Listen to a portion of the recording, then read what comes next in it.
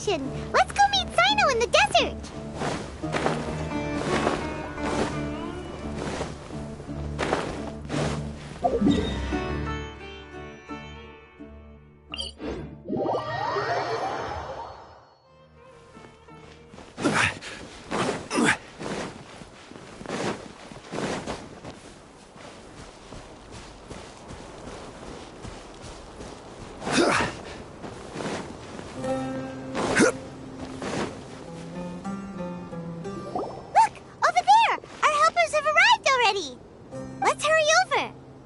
Wait a moment. Ah! Oh, it's you. You're my assistant, remember? Being my assistant, you must stay with me. Now let's head over there. It's General Mahamatra and his assistants. We meet again. You're here early. It's to show how important we think the operation is. Since this is a big case for the Academia, we are prepared to give it our best. I'm glad to hear your sense of resolve. Remember, we must capture them alive. They are our only leads for the case. If they die, we will be unable to continue the investigation. Understood. Everyone! The Eremites are approaching from the west! Make preparations and be ready for combat. Halt! Oh? What a warm welcome! What do you want? Judging from those shiny weapons in your... Rahman, the Academia has caught wind of your smuggling and illicit sales. If you value your life, I advise you to surrender. Who are you supposed to be? A Matra from the Academia? I can't believe you came all this way just to catch us. I'm not here to talk. Oh, nobody's given me this much time of day since I became a mercenary. Brothers! For that slight, let's wash our blades with their blood. Let's show them we Eremites are not to be messed with. Solidify! Access denied.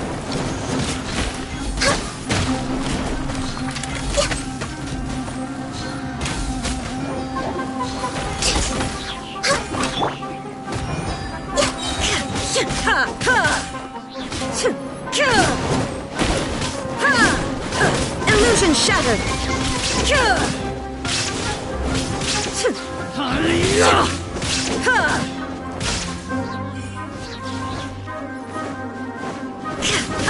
Torn to oblivion.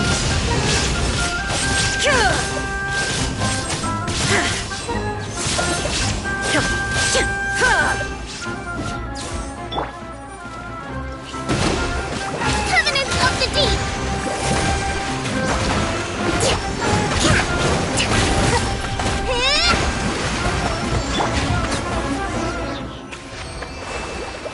It's over. Ah! We have subdued them. The operation is now over. All Eremite mercenaries and related personnel in the area have been arrested. Ah, you pitiful Dendro Archon dogs! You'll regret this! I'm afraid you'll regret it first. King Deshret will curse you, and you will all... Silence! Oh, Restrain them and take them back to Caravan Rebat. Count their numbers and send them to the Academia as instructed by the General Mahamatra. Yes, sir!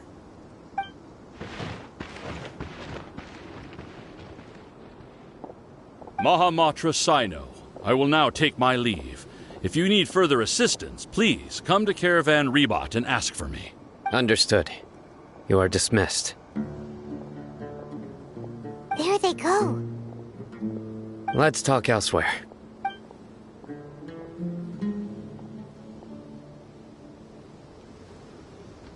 This part of the plan went really well. Yes, things went perfectly.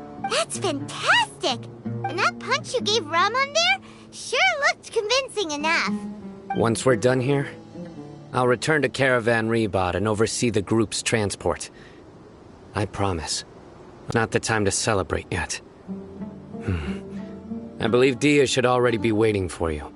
Go join up with her. She will need you to introduce her to Tainari. Speaking of which, is it really okay for us not to share the full plan with Tainari? What if he'll feel miffed about it and refuse to work with us? I have a very close relationship with Tainari. Given how well we know each other, I believe my message alone should be enough to bring him to our side. He knows I won't make jokes about things like this. If we need help, Tainari is the best option. Get ready for the next phase of the plan. Don't keep them waiting.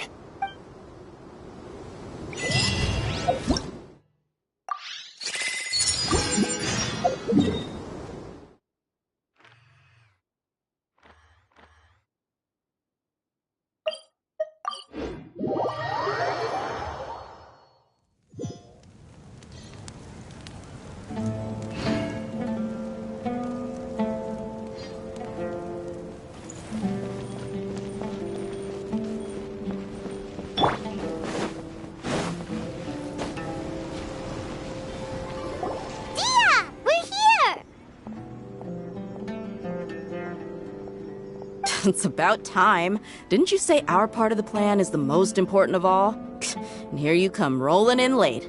In the time it took you to get here, I already did 5 laps around the place, downed 7 drinks, and even did some clothes shopping. Sorry. We didn't mean to keep you waiting. I just wanted to fix your attitude and rub it in a little. After all, you took your sweet time getting here, and we've got important stuff to take care of. I just like seeing that serious look on your face. All right, I'll stop. All joking aside, I'm glad you're here. Let's get moving and take care of this as soon as possible. But where should we start? Our responsibility is to get a status update on the Fatui Harbinger known as the Doctor. We need to make sure he won't get in our way when we rescue Lesser Lord Kusanali. Dealing with an institution that controls all of Sumeru is already hard enough. If the Doctor were to crash the party, it would be next to impossible for us to achieve our goals. Yeah, we sure don't want him showing up. Ooh, he really gives Paimon the creeps. Right? Hearing his name just reminds me of those stuffy old geezers in the academia. I'd rather not have to deal with someone like that. According to the plan, we should first go to Pardis DI and ask for Forest Watcher Tainari. If all Hatham and Sino's sources are solid, then we can be sure that Tainari still has the Academia's trust. So, we'll find Tainari and convince him to get us the latest intel on the Doctor. Then, depending on what we learn, we'll make any necessary adjustments to our plan. The sages have placed spies everywhere on the other side of the wall. I'll follow you as a bodyguard. You should be honored. I don't offer my services to just anyone you know. But Paimon thought mercenaries would do anything for Mora. That's certainly true. But when multiple employers are vying for your services, you should always go with the best offer. Let's see. If I were to charge you a bill, I guess I can apply a discount. How much more do you want? I was not sure we can afford it. How much do I want? Hey, how about paying me with a smile? What do you say? I haven't seen you smiling much recently. If you ask me, someone like you must look lovely when they smile. Come on, give me a smile so that I can be less worried. Looking good! I hope this pretty smile will become our lucky charm. There are many kinds of smiles, but only a truly joyous one can bring blessings to others. Let's consider this smile a down payment for our future victory. Let's go. It's time to pay a visit to Party. He's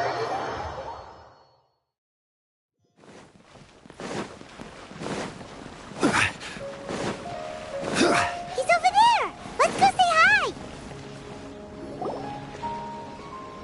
Tainari! Ah, Traveler, Paimon. And you are? Hey there. This is our friend Dia. She's an Aramite mercenary. A mercenary? You must have some big news for me. It's something really important. Please help us out. All right, then follow me.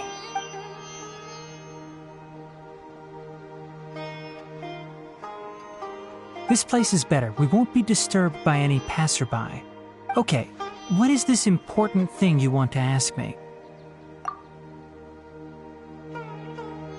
The doctor, huh? He's that strange-looking Fatui Harbinger with the mask. Paimon thinks he has blue hair. Yes, I know him. Actually, he left Party's DI just a little while ago. He left already? Yeah, he came looking for me.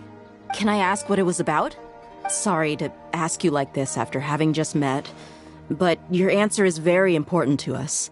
For now, all we can share with you is that your friend Sino is working with us. Sino, you say? I see. So that's why he hasn't been at the academia. Okay. I will answer your questions and will assist you any way I can. You don't have to tell me everything that's happened. Sino's name really does work wonders.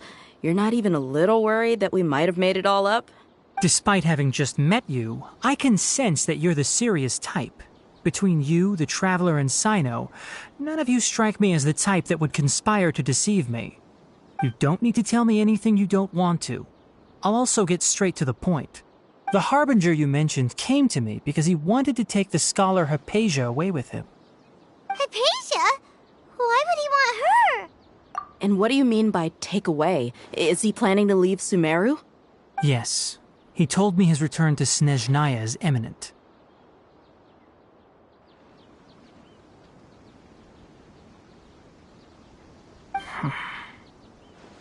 So you mean... you're leaving this place soon? Indeed. Otherwise, we could have perhaps talked a little more. I was just about to set out when I remembered something important. To that end, I made a final trip to Pardis Di. Let me ask, have you been taking care of a scholar by the name of Hypatia? Your sources are accurate. No doubt because you recruited many informants. But you're right. Hypatia has indeed been receiving treatment from me. Forgive me for asking, but how's the treatment coming along? Given the way you're asking, I assume you have something to say. Since you asked, I'll be frank. I would like to take Hypatia to Snezhnaya. It's incredibly difficult to transfer a patient. As a scholar yourself, shouldn't you at least be aware of this? Oh? I can't believe your utter lack of faith in me, to the point of even questioning my general level of knowledge. How unbefitting. Well, you're the only one who's ever made such a request. I have my ways of keeping her safe during the journey. In addition, I can also promise that under my care, Hypatia will receive the most advanced and effective treatment. I will personally supervise her treatment and see to her recovery. Would that be agreeable to you? Hypatia was born in Sumeru and remains a scholar of the academia. Her situation has not become dire enough to necessitate her transfer to another nation. Transporting her to Snezhnaya is risky, and the potential benefits are unknown. As the person currently responsible for her treatment, I cannot possibly sign off on this transfer. Your suggestion is rude and reckless. I'll pass. I don't know much about the doctor, but after talking with him, I realized that, just like many other scholars, he possesses an aura of arrogance that I've come to detest. It's not so much that he's looking down on others, but more that he's so confident in himself and his abilities, to a point of near insanity. I would never refer a patient to someone like him. I prepared myself for a protracted battle of wits, and was really surprised to see him just give up on the topic. Still, his reaction really concerned me.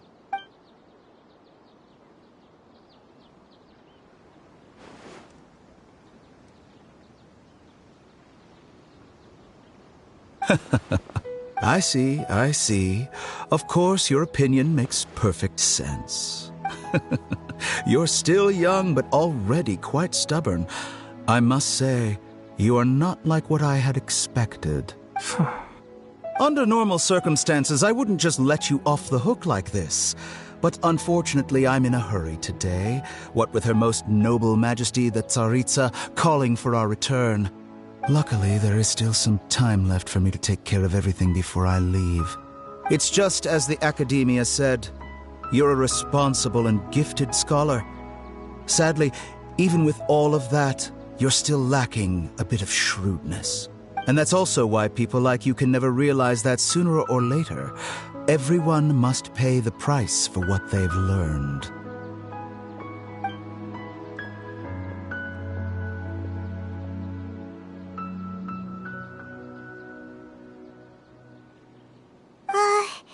Paimon can't help but feel like he's hinting at something unpleasant. He asked a question, yet didn't care for my answer. Perhaps I'm nothing but a talking rock in his eyes. He never came off as malicious, but an utter lack of compassion permeated throughout our conversation. From his tone, I can sense that he's always looked down on others. I can barely believe it myself.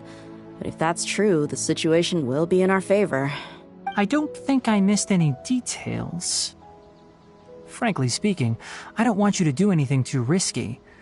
Now that you know a little more, it should be easier for you to stay safe. Sorry we can't tell you everything.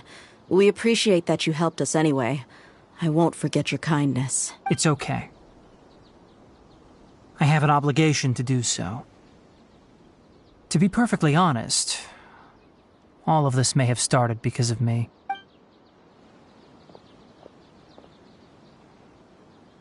Recently, my master wrote several letters to me, asking me to return to the academia and assist him with his research. Hasn't he already asked you several times before? Yes, but there's something off about this most recent batch of letters. The handwriting and tone are both familiar, but some details have been omitted. My master will occasionally leave a few dots on the back of the letter. 1 dot means that he wrote the letter on a sunny day, and 3 dots stand for a rainy day. This has been a habit of his for many years, but I didn't find any dots in his recent letters. I believe something may have happened to him. I get it. Since you are always at Gandharvaville, you would like me, someone already working at the academia, to investigate this matter, right? I'd like to ask you to do that for me. If you can keep yourself safe, please withdraw immediately at the first hint of danger. I can do that, but I have a feeling it won't be that simple. The academia has been working on a big project. I'm not quite sure what it is, but your master might be involved with it.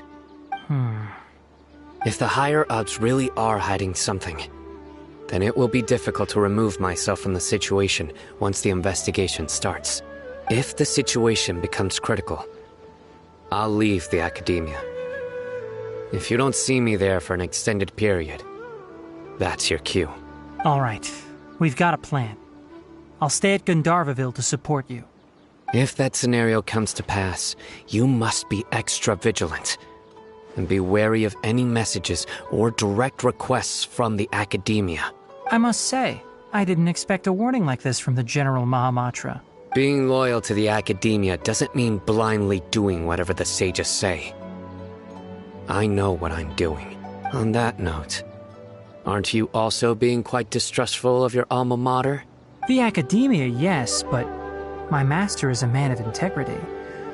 Even when I was a student, I was worried he'd get in trouble for sticking to his beliefs. I suppose he's lucky to have lasted so long. But in the end, it still caught up to him.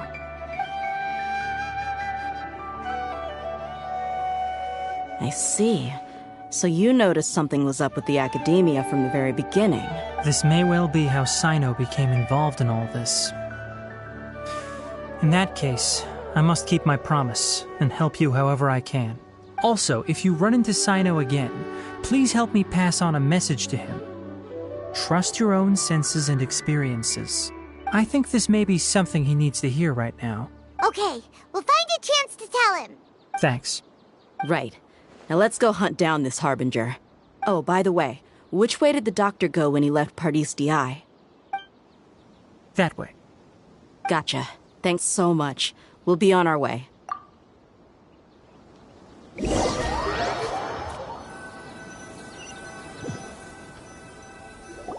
According to Tainari, the doctor is leaving Sumeru soon. I want to check if the doctor was actually telling the truth. He also said that he'll take care of everything before he leaves. What did he mean by that? We need to be extra careful when dealing with a person like him. Just to be safe, let's chase him and see what we find. But we have no idea where he went. How can we start chasing him? We'll do it the mercenary way. I'll find leads as we go. All you have to do is just follow me. That Harbinger may have tried to cover his trail, but he still left some traces. Yep, we're headed in the right direction. The traces are still fresh, but there's no sign of his entourage. Clearly they're in a hurry. It's just as I thought.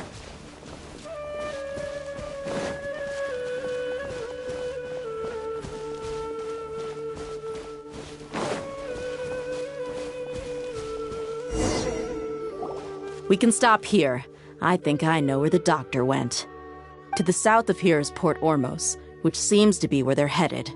Port Ormos? They're going to leave by boat? That's right. Let's go to the port and have a look for ourselves.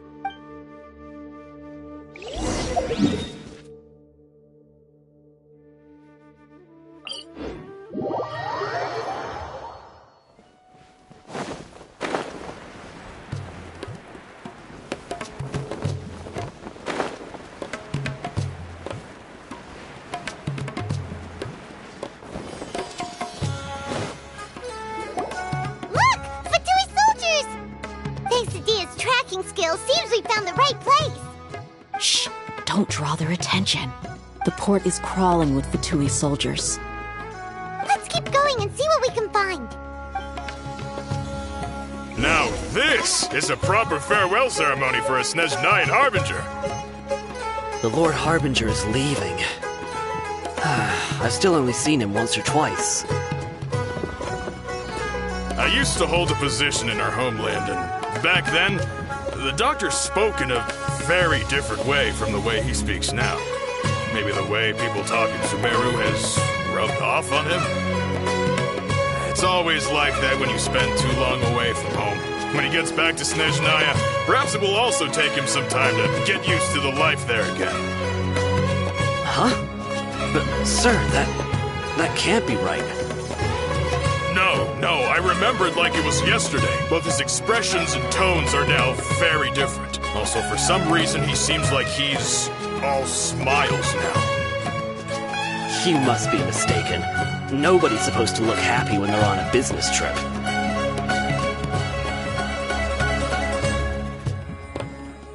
The doctor is on that boat. So he told the truth after. This place will do. We can hide here while we keep an eye on the boat.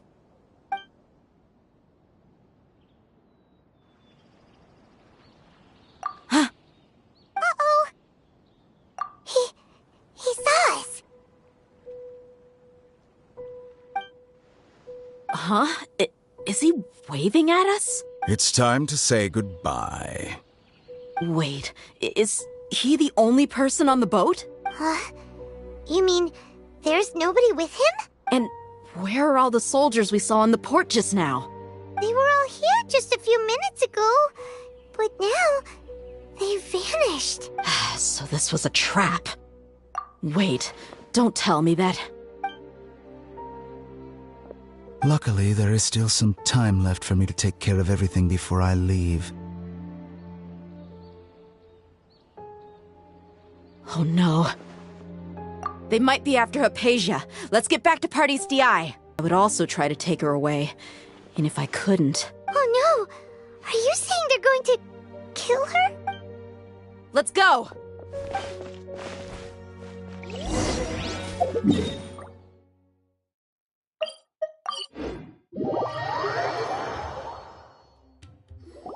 Party's DI is not a place you Fatui can just show up and do as you please. I believe we've already made ourselves quite clear. Our superior gave us permission to search for and collect medicinal herbs in Pardius DI for research purposes. But you've been in Sumeru for some time already. I find it coincidental that you chose to only come here today. Even the Grand Sage himself may not have the right to question our research, much less an ordinary scholar like yourself. I've done my duty to inform you. Don't make things difficult for yourself. It would seem that my words have fallen on deaf ears. You can keep trying to deny it, but coming to Party's DI now? I'm pretty sure you're not just looking for herbs.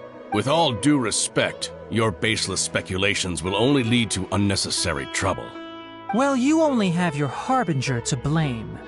He knows nothing about keeping a low profile. I may be staying at Party's DI as a scholar, but that doesn't mean I'm no longer a Forest Watcher. It is still my duty to protect the peace and safety of the scholars who have contributed so much to Sumeru. Then it seems our conversation has hit an impasse. No one will lay a hand on you, Hypatia. Not on my watch. Tighnari! Are you alright? I'm fine. These Fatui have really crossed the line. Time to teach them a lesson.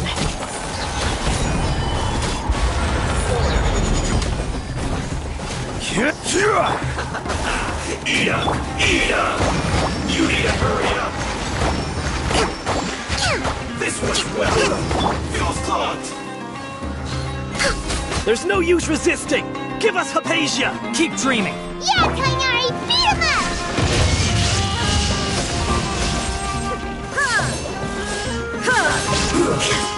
Get careless! The doctor's orders are absolute! Yeah? You've been someone's lapdog for so long that you don't know anything else now!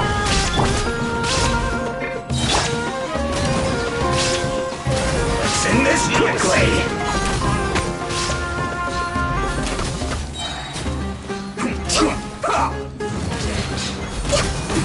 This is... We're not getting anywhere. Traveler, Paimon, please go to Hypatia. We need to make sure they don't try to sneak around and attack from behind. Got it! Hypatia's still here. Doesn't look like anyone's broken in.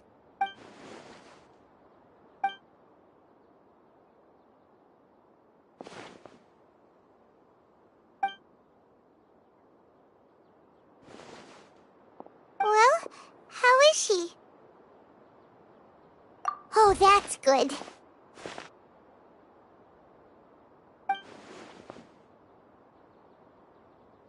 So, you think this is over?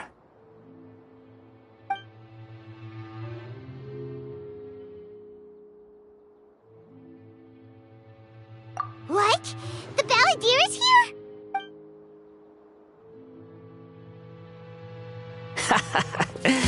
I've missed that look of abject horror. You've given me that look every time we meet.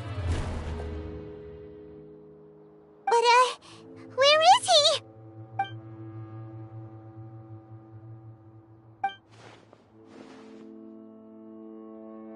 I can hear all of your thoughts, you know.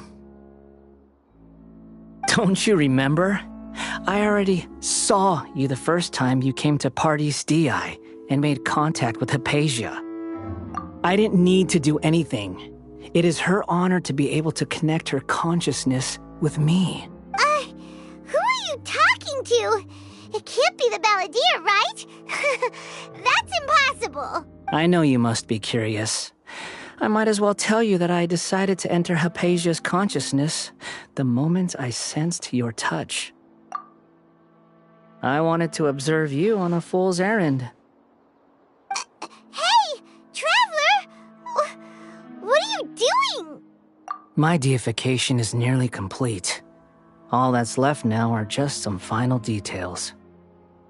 Do you understand? Even if you manage to rescue Lesser Lord Kusanali, it will be impossible for you to defeat a bona fide god like me.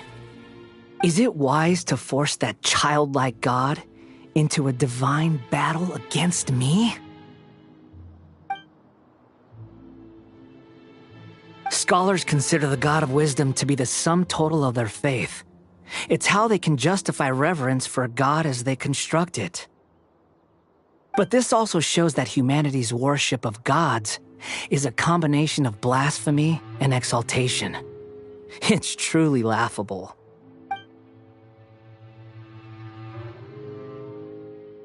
Yes. What is it? Yeah, I'm in a good mood, which is why I'm talking to you like this. What do you mean?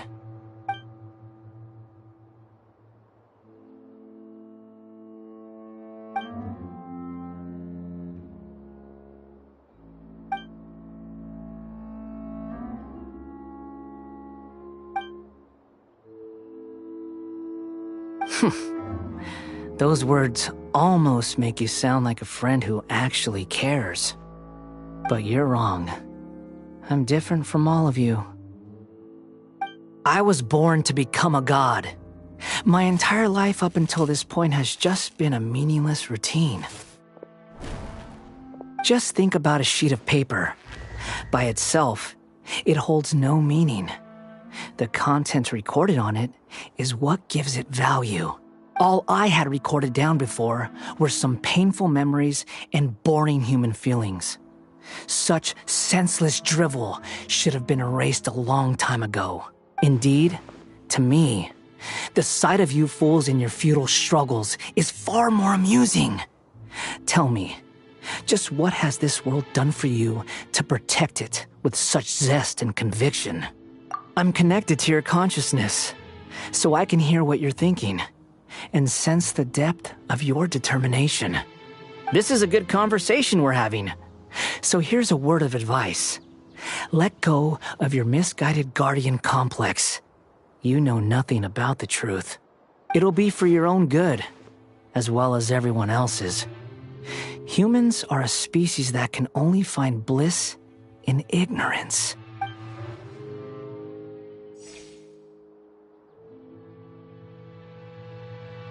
Ah, you've seen my affection for her.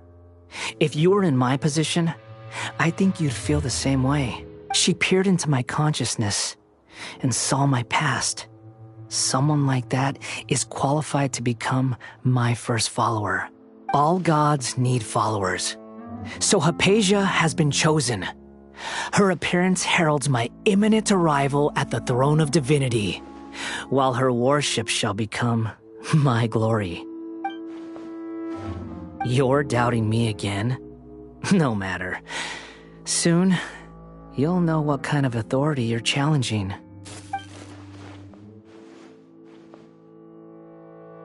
Who wants to hurt my devout follower?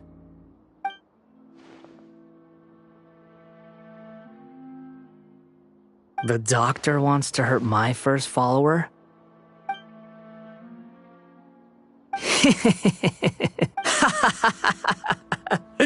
How very amusing. Has anyone ever told you that you're not good at sowing discord? The doctor has never known his place. Even now, the puny human thinks himself capable of interfering in the business of the new god. You're still too naive if you think a few words will be enough to convince me to destroy the doctor. But I'm willing to give you a gift, just like my expression of affection towards Hypatia. It is an honor for you to be able to stand here and speak with me. As my listener, you will be rewarded. Both good things and bad things can be called gifts. After all, gods have never needed to be reasonable. Ah! Paimon used thunder! That person Paimon couldn't see was the Palantir? Oh, he sure chatted with you for a while. Where is the storm headed? That means anyone outside is in danger! Let's go! Tainari and Dia still must be fighting!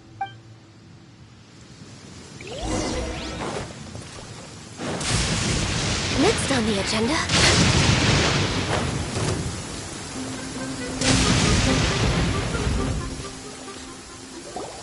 Oh! Have the Fatui retreated? Hey! What happened to you? He's hurt. I'm fine. Don't move. I've seen eremites get struck by lightning before. You need to rest. Struck by lightning? We were fighting, and just as things started looking grim, the weather suddenly became extremely strange. Lightning started attacking everyone, almost as if it were alive. Luckily, there were only two of us, and both of us were nimble enough to dodge most of the strikes. There were a lot of Fatui, though, and they were being torn to shreds by the bolts of lightning. With that, all the Fatui soldiers were forced to retreat. Why are you sorry? It's all right. I'm sure you also never expected this to happen. Don't blame yourself. My wound aside, you look like you've seen something unpleasant. Is Hypatia all right? Hey, didn't I tell you not to move? Just in case. Let's go to Hypatia's place and talk about things there.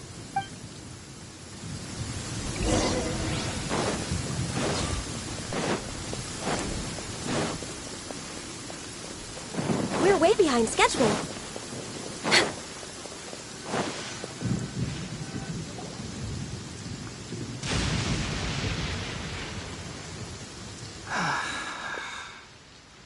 Thank goodness she's fine. Hey, how about taking care of yourself first? I understand my condition. The wound is not fatal. I'll be all right. Ugh. The more you understand medicine, the worse of a patient you become. I know. They always think they can push through the pain. Oh, he sat down. Let me rest for a bit. Sorry, Traveler. Now you may start.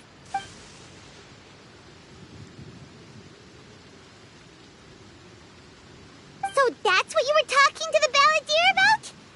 Oh, Paimon can't believe what he's thinking. The Academia's God creation plan.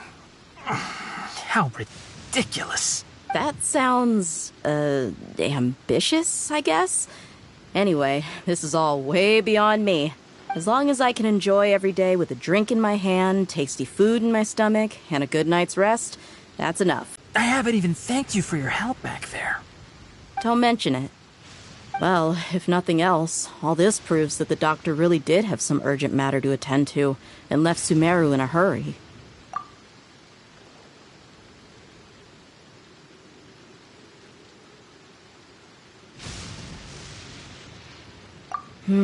Maybe the Fatui want to cover up some secret of the Balladeer. Is that why they tried to seize Hypatia? You said the Balladeer claimed that Hypatia has seen his past. So, what could be there? Have you noticed? The Balladeer is not happy with the doctor's actions. He thinks the doctor has no right to consider himself as his equal. So, if the doctor was to show up again, would the Balladeer zap him with lightning? Based on what the Traveler has said, I think he would. Having the doctor gone benefits him as well as us. In other words, we've successfully completed this stage of the plan. The doctor is out of the picture now. Yay! That's a big accomplishment! I'm also happy for you. Thank you for the help, Tainari. Make sure you rest up for now. Yeah. All right. Okay, that wraps things up for us here at Party's DI. Traveler, it's about time we rendezvous with the others at the Grand Bazaar. Let's continue to keep a low profile. You can head there once you're ready.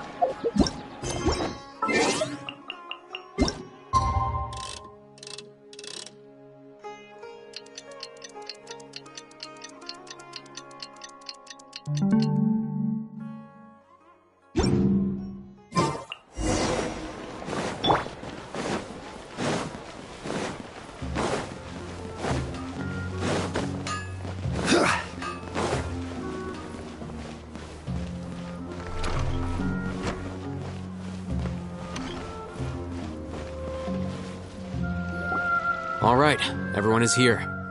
How did everything go? Any luck with your missions? Let's report back one by one. I'll start first. We've made the necessary modifications to the Akasha terminal. In addition, the props required are also ready. I'll go next.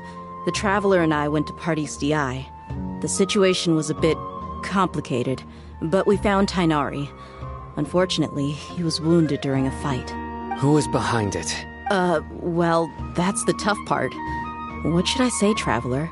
The Fatui or the Balladeer? After some back and forth, we confirmed that the doctor has left Sumeru by boat. He has something urgent to attend to back in Snezhnaya, so we've successfully removed the doctor from the picture. Also, Tainari's already resting, so he'll be okay. Good. Oh, Tainari also asked us to tell you this message. Trust your own senses and experiences. All right. I'll remember that. Everything also went smoothly on my side. The Eremites should have arrived at their destination by now. To avoid alerting the quarry, they will stay there for now. I can't believe you actually got so many Eremites into Sumeru City. It's all thanks to Rahman and his brave team, as well as their bold strategy. It appears to have been very effective. I'm glad to hear it. Well, is that everything? Okay, this meeting is adjourned. Huh? Wait, you mean that's it? Well, what else is there to discuss? Shouldn't you end with some words of encouragement? You know, to fire us up now? Personally, I'd rather we all go home and get some rest. I'll hate them, Ugh. Oh, and if you wanted someone to say something to that effect, then I must reiterate that I'm here to strategize and not to lead. So you should find someone more suitable to do that. But I thought all of you academia big shots were great speakers. Then I should remind you that I'm the scribe. I know that. So what? A scribe is responsible for recording meetings, not speaking. Fine, whatever. Well, Cyno doesn't seem to be much of a talker either. I guess that leaves it to my employer. Employer? Yep, the Traveler hired me. That's right. So come on, boss. What do you have to say for the team? Yeah, say something to boost morale. Huh? What are you all doing here? Oh, it's Nilu! Hey, everyone. I'm not disturbing you, am I? Not at all. I was actually just about to go find you. Judging from the group and all your serious faces, you were discussing something important, weren't you? But you also look like you're up to no good. Seems pretty interesting. Welcome, Nilu. Would you like to join us? Huh? Join you? You mean you also want to discuss something important with me? Yes. Something very important. Nilu, are there any breaks in your performance schedule in the upcoming days? Huh? Wait, you're seriously inviting me?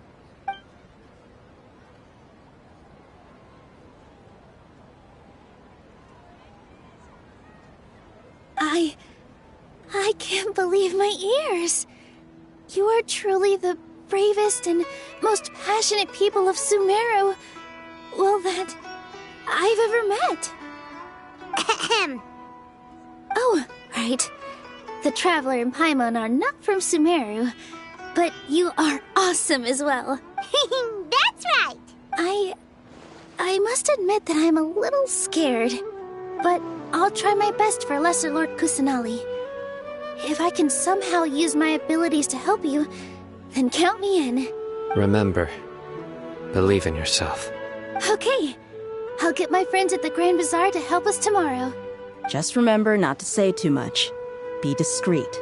Yep, you got it. All the preparations are done. Now, can we finally conclude this meeting? So, have you thought up what you'd like to say, boss?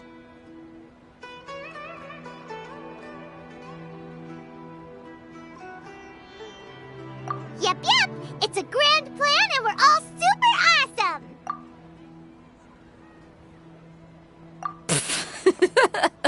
Well said.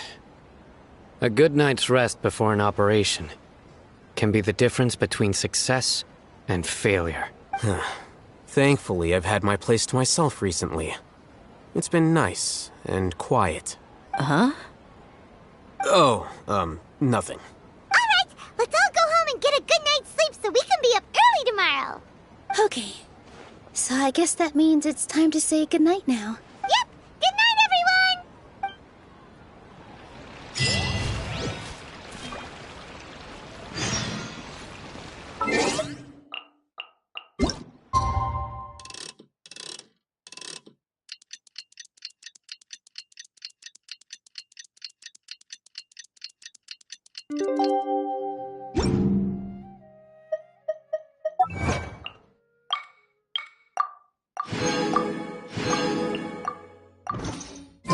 Today is the Academia's Niagarbaha Day.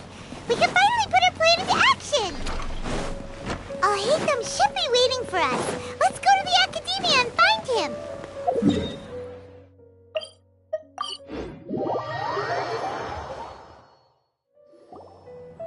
Hello, you two. Sleep well? Not really. Paimon got too nervous thinking about today and didn't fall asleep until the sun was almost up. What about you, Alhaitham? Naturally, I slept just fine. After all, a good rest should be considered part of the plan, since energy is an important resource. You just want to show off how calm you are. It's crucial to dissipate any tension before we execute our plan. The only thing you're doing is being annoying. Anyway, do you need me to go over the game plan again?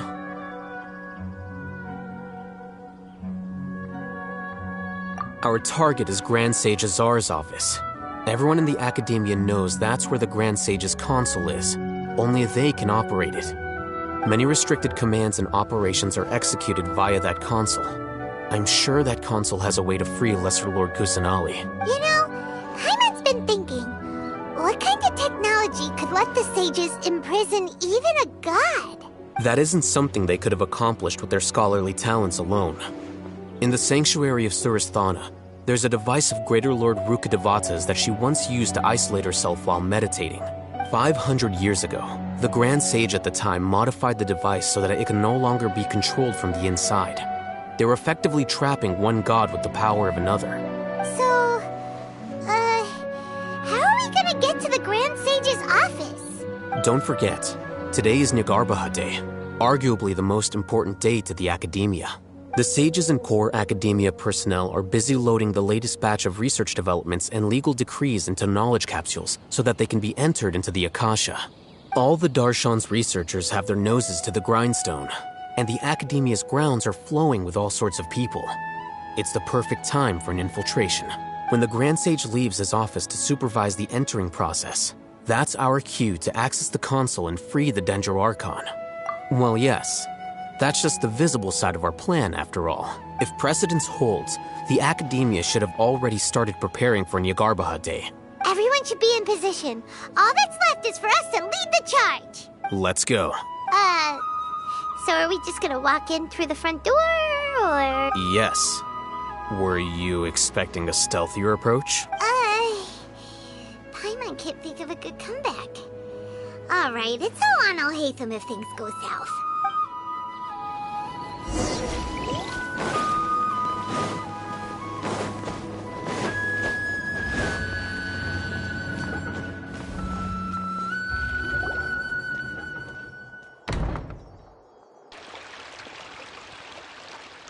Scribe? Please, wait. Are you Scribe Alhaitham? But I didn't know what for. And, also, please don't bring outside guests into the Academia. Outside guests? How did you arrive at such a conclusion? Your groundless inference shames the Haravatat Darshan. What did you say? I'm the top student in Haravatat, and I earned 3rd place at the last Inter-Darshan debate. Don't look down on me! That wasn't my intention. As your Haravatat senior, I just assumed that you possessed a greater aptitude for critical thinking. Look, based on what you already know, the purpose of my return and the reason they're here should be obvious. Is that so? Wait a moment. Let me think. Don't tell me the answer. The sages search for you. A blonde-haired traveler. Outside guest. So, from the start, the sages weren't looking for you, but this traveler? And you were gone from the Academia for so long because... Hey, shh. Yes, you've proven yourself as the top student in Haravatat. I surmise you've arrived at the correct conclusion. As I expected. Please, forgive me. I wasn't thinking clearly just now. Thank you for getting me back on track. It's nothing. We'll be on our way then. All right. Thank you for your contributions to the Academia, Scribe.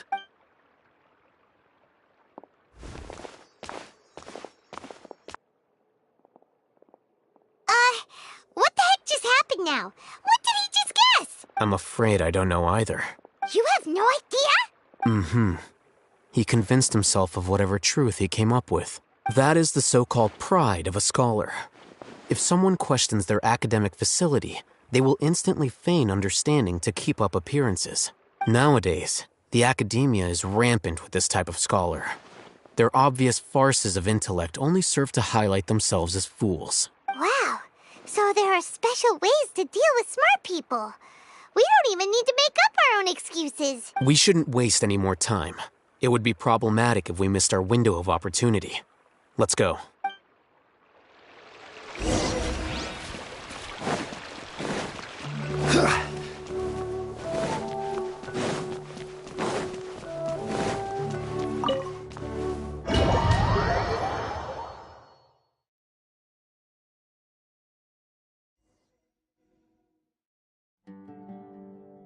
Is this the Academia's library?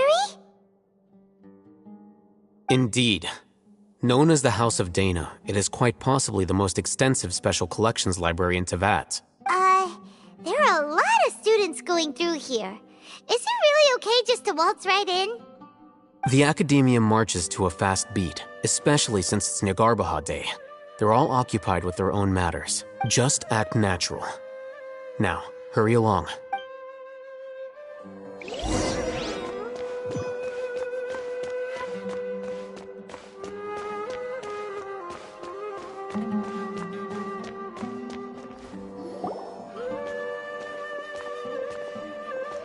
What's this platform for? It's a lift that Academia personnel use to access higher floors. Are we gonna take it then? The Grand Sage's office is up there somewhere. No, not right now. We can't guarantee that we won't run into the Great Sage. Let's step back and observe for now.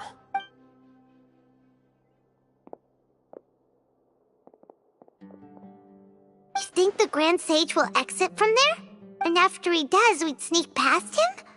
Oh, Paimon thinks that's really dangerous. Who knows? However, if we can confirm Azar's current location, our operation will be much safer if we...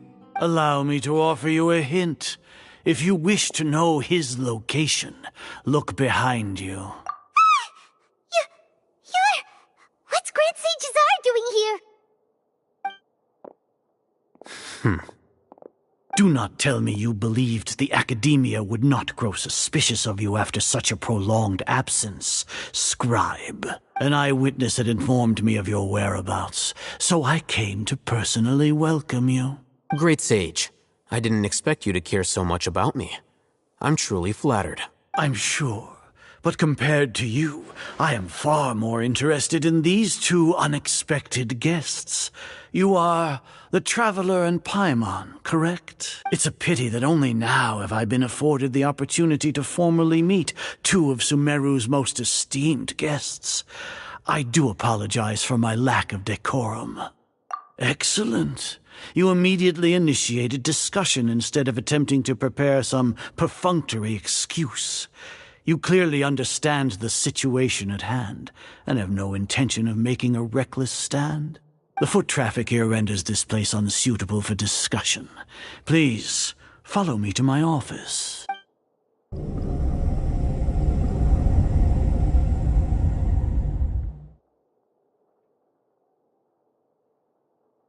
This place is crawling with guards. There's no way out for us. All right then, Traveler. What did you wish to discuss with me? Today is Nagarbaha Day, so I still have many responsibilities to attend to. There is little time for idle chit-chat before I detain you all. You seem to know quite a bit about our endeavors. If that is so, then you should be praising our great work, rather than using your trivial misgivings in a futile attempt to sway me. Trivial? Then tell me, what do the Fatui want from me? Worthless. Those are all completely worthless. Benefits, divine power. These materialistic words do nothing but debase our great work. Creating a god. Yes, we are using human wisdom to create a god. If humanity cannot attain omniscience and omnipotence, then we shall create a god to reveal them. This is the pinnacle of human wisdom. We shall regain a god's guidance at long last. No longer will we flounder in the interminable void of consciousness and knowledge. Even Ermin's soul will be freed from its plight. For our nation of scholars, this is the ultimate aspiration. No cost is too great to realize it. You will never understand the rapture of having a god be born within your very hands. With your degree of knowledge, you cannot even comprehend such an emotion. Gods exist on a plane that far eclipses humanity's. Lesser Lord Kusanali, what can she even do? Care for the people? Fend off sandstorms? Fabricate silly fairy tales? These are but child's play for the academia. Does that make us equal to the gods? We are a people favored by Greater Lord Rukadevata. Though I may have personally not seen it, our forefathers bore witness to true wisdom. The ascension of the Lesser Lord has brought nothing but bewilderment to the scholars. They all ask, is that truly what true wisdom is supposed to look like? With that in mind, it is better to keep her isolated in the sanctuary of Suristhana, so our academy will not become embroiled in turmoil. What a pathetic justification! Do you really think that only the super smart or powerful should be able to call themselves gods? As per your judgment, Grand Sage, they are indeed dangerous individuals. Not only are they acting against the academia, but their ideologies have the potential to lead scholars astray. Looks like there really was merit in my assignment. Oh, Hatham? Are you talking about us? Anyway, I've brought them to the academia as ordered, but it took some time and trouble. Oh, that reminds me. Here's the investigation report you had requested. It's a summary of my time spent with the Traveler, an array of information about him ready for your perusal. Oh, Hatham! So you're still on the academia's side! We finally started to trust you!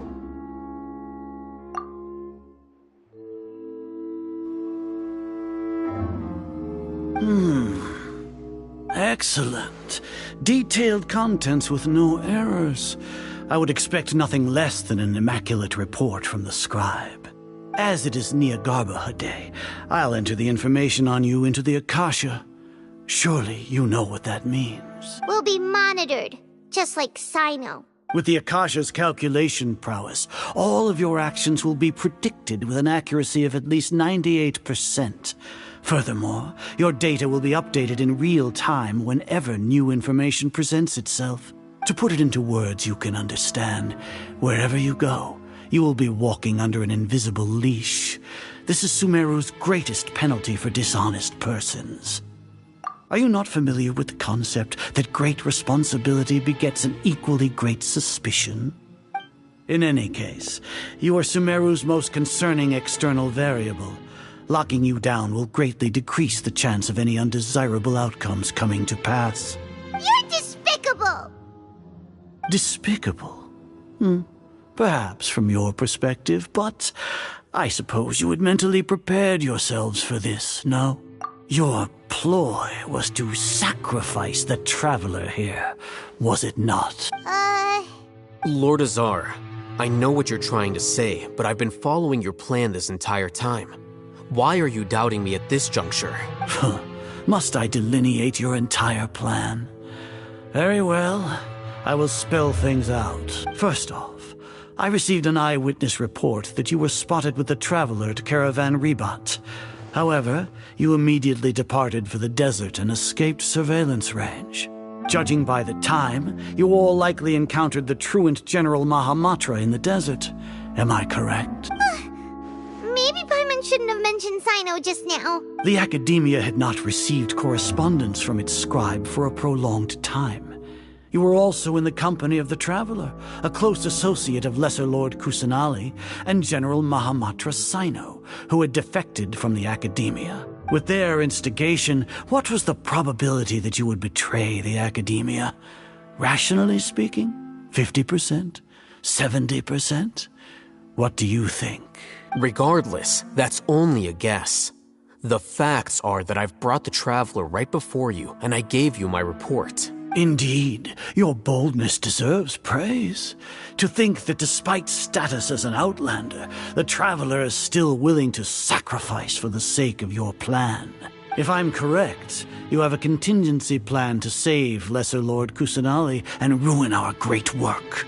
Sneak into the Academia, Lesser Lord will arise. Should your intentions be discovered, Alhaitham will turn traitor and sacrifice the Traveler, thus proving his innocence. He can then stay inside the Academia and continue searching for a way to proceed forward. As for Sino, according to the Akasha's calculations, he will soon return to the Academia and confront me in person. I suppose this is also a part of your plan? You'll see me as a traitor regardless of what I say. No, even if you impugn me, it would have little effect on you all. You misunderstand. Losing our scribe would irreparably damage the Academia's regular operations and the development of Sumeru's future academic systems. However, under the current circumstances, even that is trivial compared to what we stand to gain from our great work. You said that I betrayed the Academia, but you, Azar, you've betrayed all of Sumeru, betrayed its Archon. So flight has turned to fight at long last. Guards!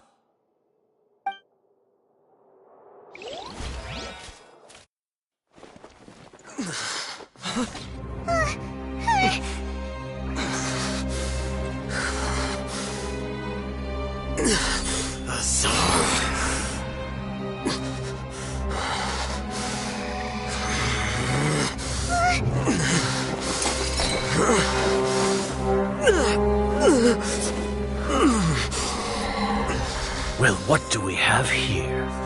So you stole that divine knowledge capsule? Traitor! You traitor! Even the most rational scholar will yearn for the power of a god in a moment of desperation. Aren't you doing the exact same thing as me, Alhaitham? Unfortunately for you, no god will lend you their power. Azar!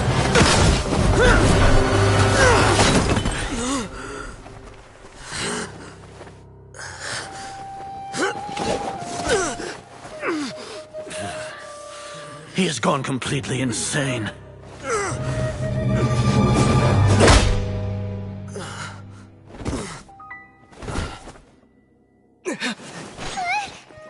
Take him to the Matra and exile him to Aru village.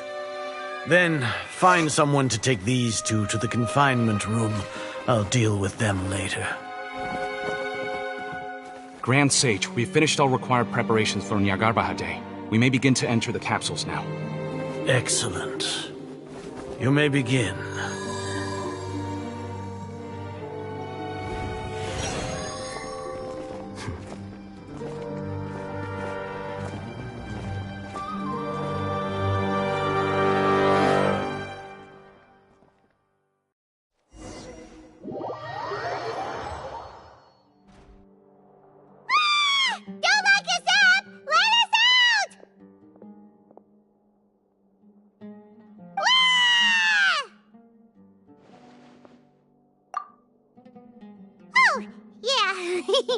Paimon got a bit carried away there.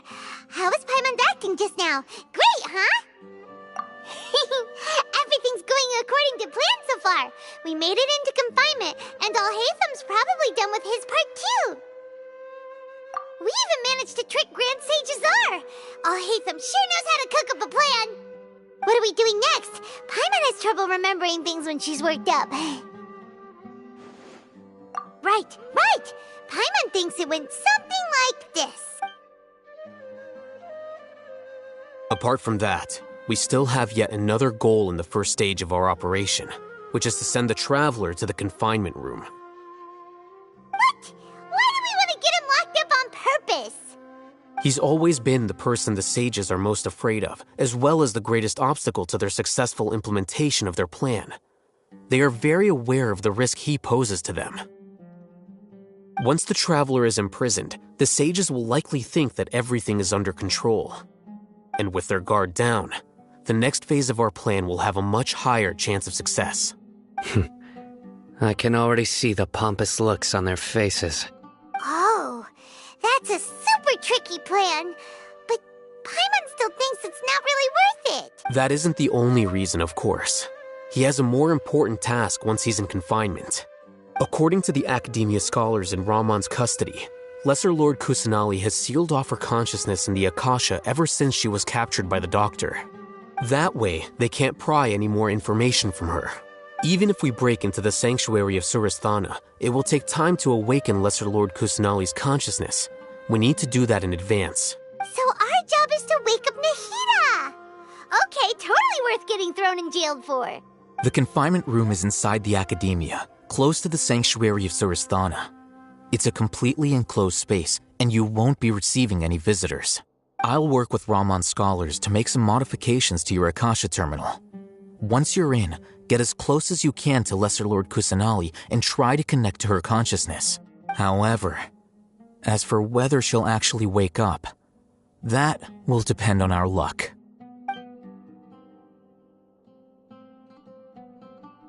No wonder you've been wearing your Akasha terminal today. It's the one that Alhaitham modified. Paimon thought they'd take our Akasha terminals when they locked us up in here. Were they being careless? Alright, so what now?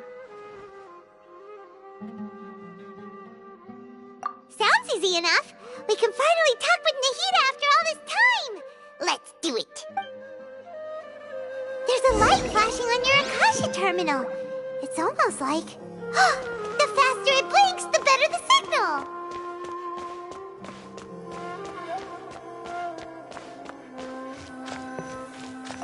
Here? No signal again. Is it getting jammed? Whoa, it's Mora. Ooh, Mora. No, Paimon, we're not here to hunt for treasure.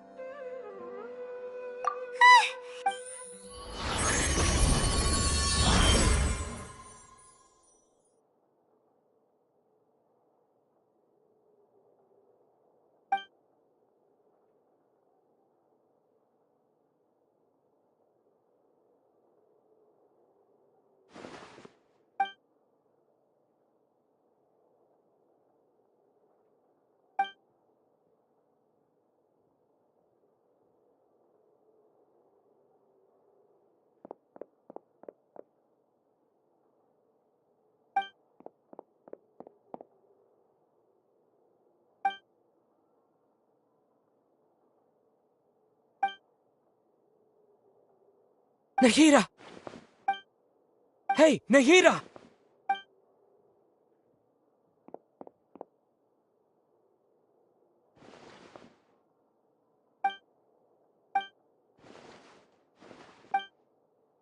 When did it first start?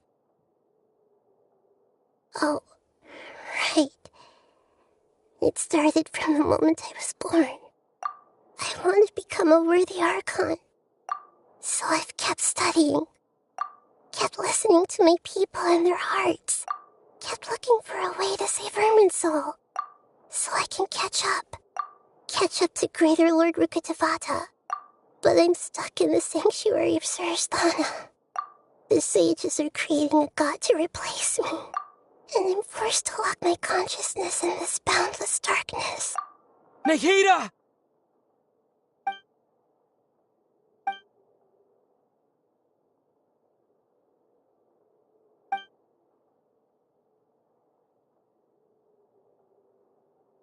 Nahida!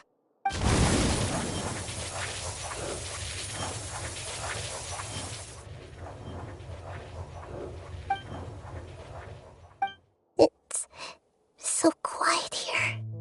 Now that I think of it, I don't think I've ever actually listened to my own inner voice. Do Archons have them? Should Archons have them? Have I been doing the right thing? Am I really not needed? How do I really feel about all of this? It's so quiet here. Since you're the god of wisdom, you've known the answers to all these questions since the very beginning, haven't you? Who are you? Whose voice is that? It sounds familiar. You're right, though.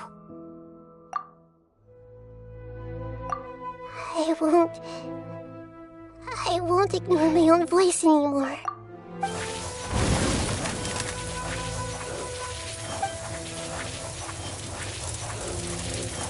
Nahida!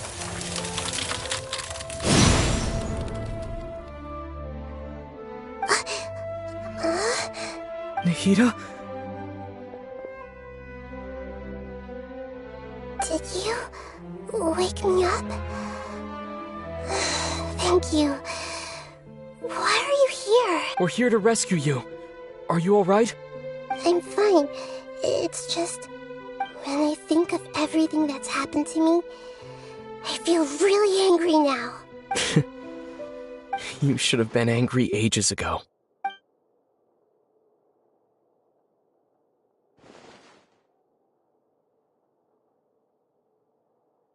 Huh? Oh, you're back! How's everything? That's wonderful news! Great! We weren't locked up for nothing. When you went to wake up Nahida, Paimon was listening for any sounds outside. You were out for a long time. There are fewer and fewer scholars going about now. You think everyone's done with their Nyargarbaha Day stuff? Yep, so that means our next act is Nilu's performance!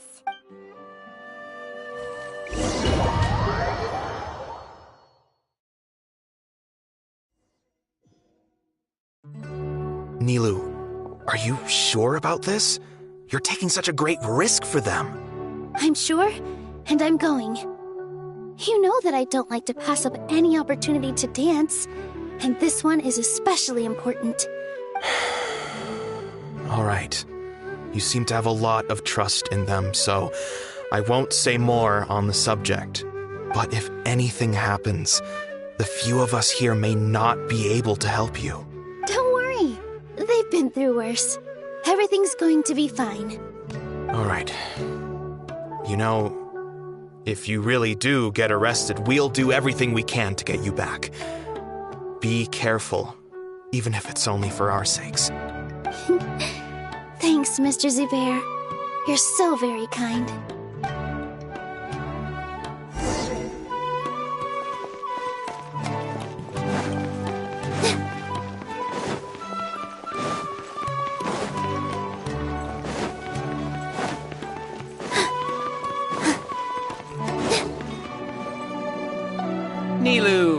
How's it going? Nervous? Definitely more than usual. But it's because I'm worried I won't dance well enough. It's okay. Just focus on your performance. We'll take care of everything else. You sure know how to talk. Taking all the credit, even though we came here together to help out. Well, thank you both. I'll have to treat you to a meal after all this ends. I really, really appreciate all of your help. Ooh, that sounds great. Huh. How can we say no to that? All right, let's get back to business. Nilu, we'll be here to keep people from going to the academia so they don't interrupt your performance. I was planning on telling them something like, the Academia's been conducting a weird experiment, and some of their test subjects escaped. It's really dangerous there, so stay away. Oh, you couldn't think of anything better? Oh well, I guess it does sound like something the Academia would do. I think it sounds great. I'm counting on you guys. Don't worry, it'll be a piece of cake.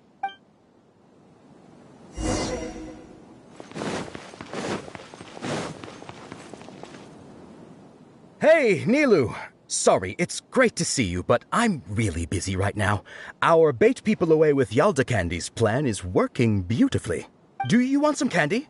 We have more than we can give out. Vihar, thank you so much for doing all of this. And even dressed up as the Knight of Flowers, no less. I'll pass on the candy, though. I cut back on sweets in the period leading up to a performance, and I'm about to start one. You have a point. The stage is cleared and everything's ready, so you can start your performance at any time.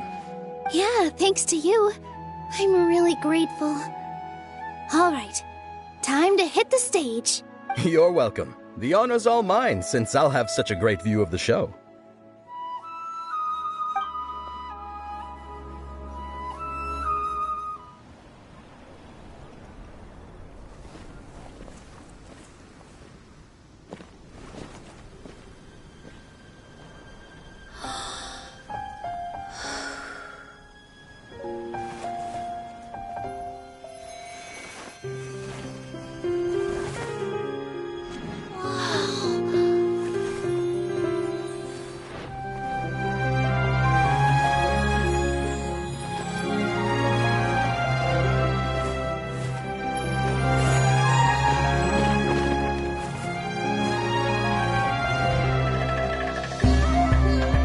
I've never seen a performance like this.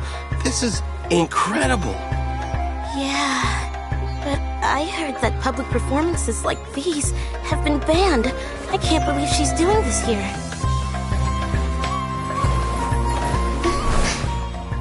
Grand Sage, there's some commotion outside.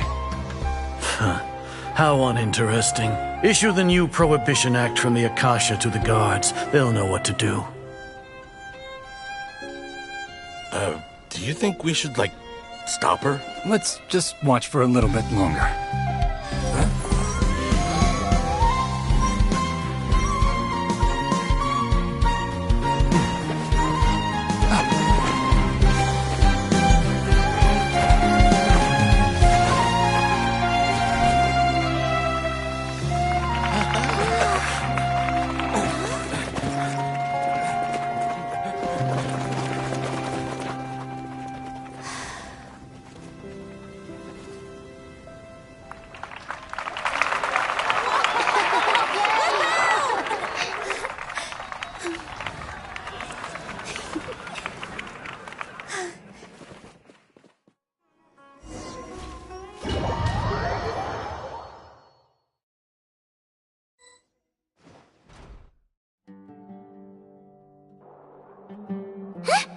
Did you hear that? It sounds like a lot of guards just ran by. Does this mean the plan has moved on to the next stage? Yep. It's great that everything seems to be going well. Come to think of it, when did Alhaitham replace the knowledge capsule that was about to be entered into the Akasha?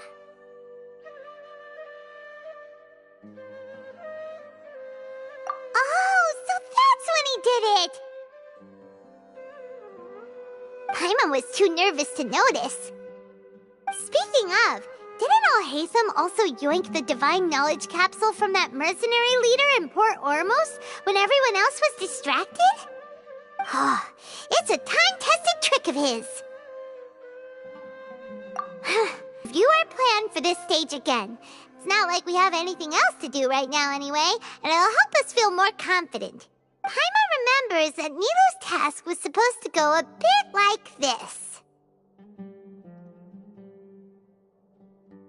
Now that Lesser Lord Kusanali's consciousness has been forcefully sealed, the core figures of the Academia and their guards have started to wear their Akasha terminals again. With the Doctor's technological support, they think they have nothing to fear. How despicable of them to rely on such a person. But this is also our chance. I was originally asked to draft the knowledge capsule for the Artistic Performances Prohibition Act when I was still at the Academia. It should be on the Grand Sage's desk right now, and will be entered into the Akasha during the next Nyargarbaha Day. Are they really going to stop all artistic performances? That's horrible! I'll make an identical knowledge capsule, but this time, I'll smuggle some misleading information into it. We only need to find an opportunity to switch the capsules. Once it's been entered into the Akasha on Nyargarbaha Day, if someone were to be seen performing in public, the sages would definitely use that opportunity to announce the ban, and so the misleading information will be disseminated amongst the guards. Sure sounds complicated, but it seems like if everything goes well, we'll be able to get rid of all the guards in the Academia without any effort. That's pretty clever, getting right into their heads. I just have one question. Even if we manage to get the misleading info out to the guards, how can we be sure that they'll believe it? People who are used to relying on the Akasha become less inquisitive, and their ability to distinguish truth from misinformation is significantly reduced. They will view everything the Akasha releases to them as the unequivocal truth. The Akasha will turn humans into machines. I've seen it happen many times. Yikes. Good thing I didn't wear it for long when I was working in Sumeru City. At first, I thought it was a good thing too. By the way, this plan still requires a performer, right? Do you have someone in mind? Nilu of Zubair Theater. I know her really well. We can trust her. I'm kinda hesitant to ask her to participate in a dangerous plan like this, but we can ask her in person. All right. After the guards in the Academia are gone, then it'll be time for me and my stowaway brothers to shine.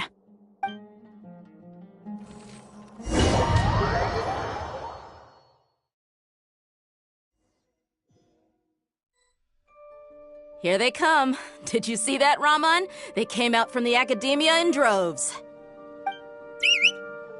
After laying low in the city for so long, this is the moment we've been waiting for. My brothers have already sprung into action. We couldn't do anything to them inside their coop, but outside the Academia, this is our hunting ground. With a lioness like you, the prey sure won't be able to run far. We still need to eliminate the guards as soon as possible.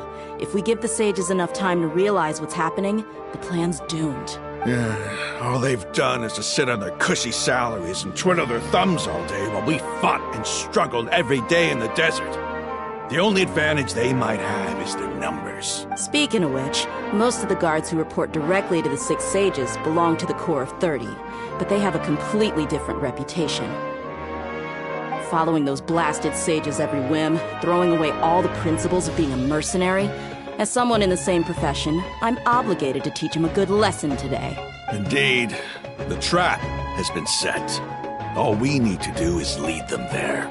All right, let's each take a road and herd those scattered guards back into one place. Make sure to attract their attention. Isak will be the key. You gave such an important task to that child. Will he be okay? It'll be fine. Isak was so determined to help, so let's put our faith in him. Besides, even if he's caught, the guards would be too scared to do anything to him. They've never seen Lesser Lord Kusanali in person, after all. You've got a point. Anyway, I think I see them coming. Let's head out. Good luck.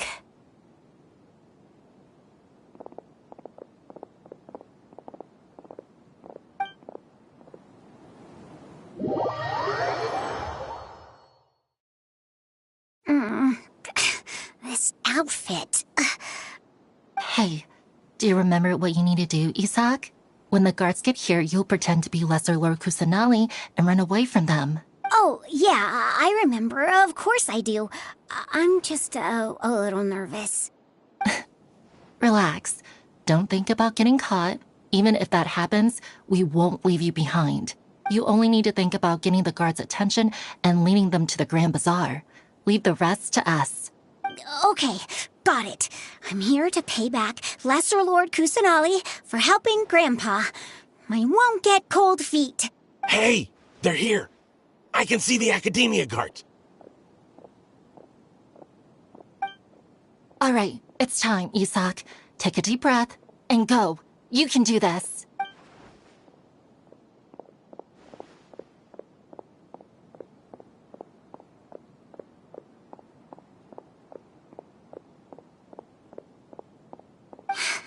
Why is there a guard over there? Did he already run ahead of me? This is different from our plan. But there's no time. I need to make a choice.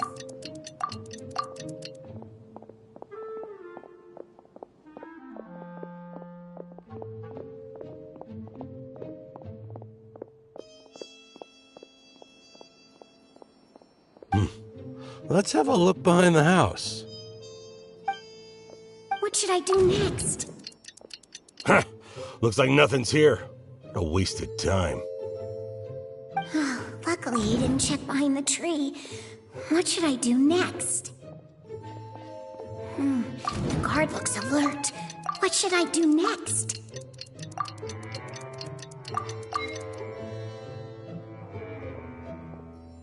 Doesn't seem like anything unusual's around here. Looks like the guard finally left. I need to go. Hey! Lesser Lord Kusanali is over there! Stop! What? Lesser Lord Kusanali? How did I not notice that? They found me. This is bad. What? The target suspected to be Lesser Lord Kusanali has escaped into the Grand Bazaar. Assemble and arrest her!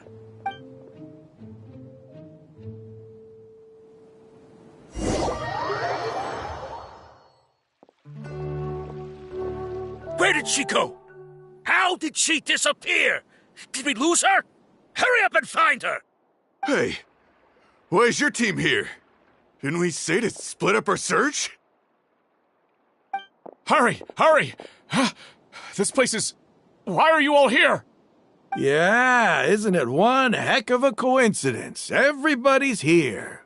What on earth is going on? I suppose that's all of you? Who are you? Did you set us up? What are you planning?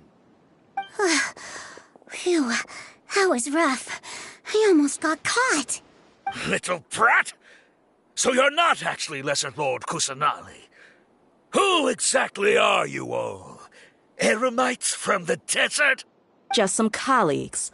Think of this as a business competition, or a personal grudge. After stepping into our traps, stop thinking of yourselves as hunters. Behave like the prey you are.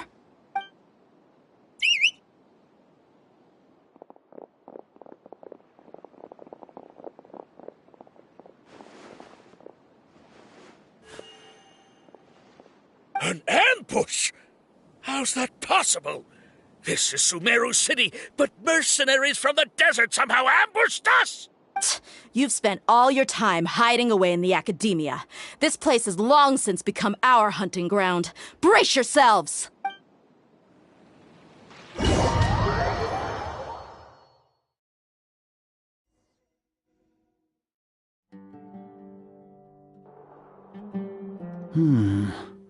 This is odd.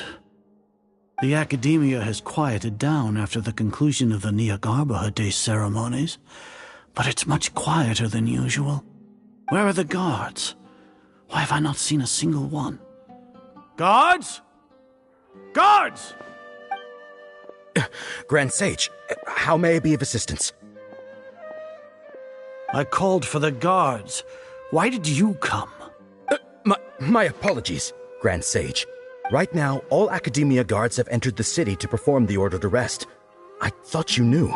Arrest? Who is there to arrest? I have an ominous feeling. Arrest Lesser Lord Kusanali, right? Is that not what the order was? Lesser Lord Kusanali? You mean she has disappeared? Yes. I wouldn't dare make up something like that. Right now, everyone is in a panic, and many are saying that Lesser Lord Kusanali will take revenge on us. What happened? Just what is going on? Lesser Lord Kusanali somehow escaped? Was it Alhaitham and his party that freed her? That's impossible. The Academia is heavily guarded today, and any order to release Lesser Lord Kusanali would be strictly confidential. Besides, Alhaitham and the Traveler are already in our hands. What manner of trickery did they employ? How could Lesser Lord Kusanali disappear into thin air? Disappear? Wait. How was the arrest order distributed to the guards? It was issued by the Akasha earlier today. Only you have the authority to send messages like that, so I thought it was your order. Let me check.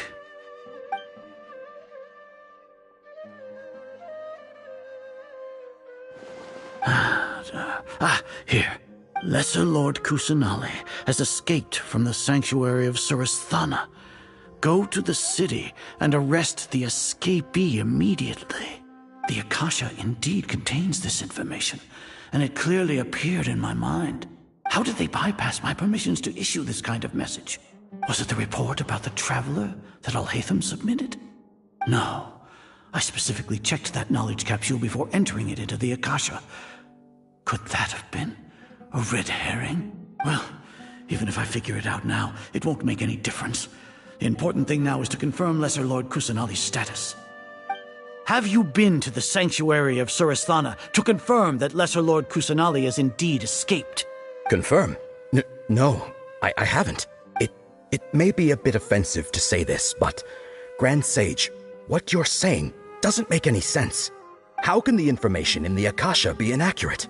What the Akasha decrees is fact. That is common knowledge to all of us.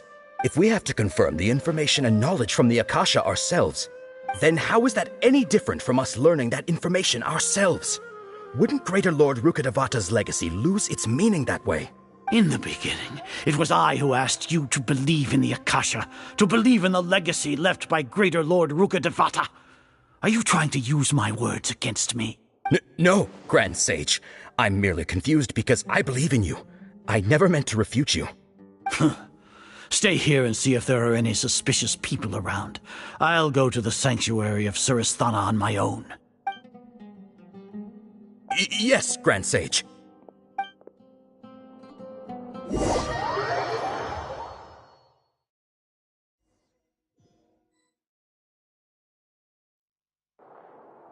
Lesser Lord Kusanali has escaped from the sanctuary of Surasthana. Go to the city and arrest the escapee immediately. How can that be? Stop thinking about it. Stop. It must be a trick of theirs. As long as I personally confirm it. Ah! Impossible. That's impossible. There must be something wrong with my eyes.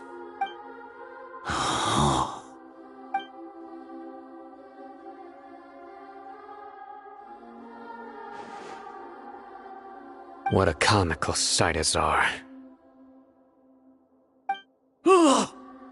Once the Akasha has put certain thoughts into your head, even the Grand Sage can no longer see what's right in front of him.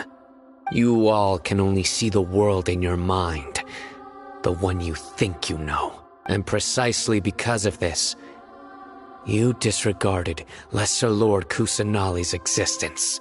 She... me. But I didn't expect it to turn out like this. I was careless. No, you were blinded. Your faults stem from your reliance on the Akasha. You're still the same as always. I truly did not expect a proud person like you to cooperate with Alhaitham and the Traveler. People change, Azar. Admit it. The Akasha can't predict my actions anymore. Then tell me, what have you found during your investigation? You want to buy time? This is the sanctuary of Surasthana. Under your own regulations, even Academia staff are forbidden to come here. No one will come to save you. As for the investigation, I've at least confirmed that you are guilty of insurgency against the Archon. A serious crime. So what? Did you do all of this so I would plead guilty in front of you, General Mahamatra? No. I want you to plead guilty in front of the Archon herself. You once said that I had no standing to judge you. So now, how about judgment in the name of a god?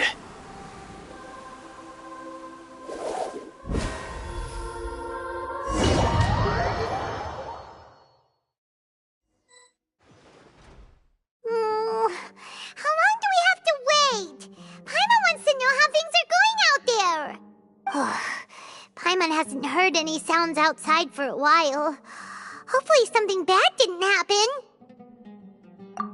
Yeah, but aren't you scared that we might be locked up in here for the rest of our lives? Thinking about it, at least Paimon has you. We could still chat like this.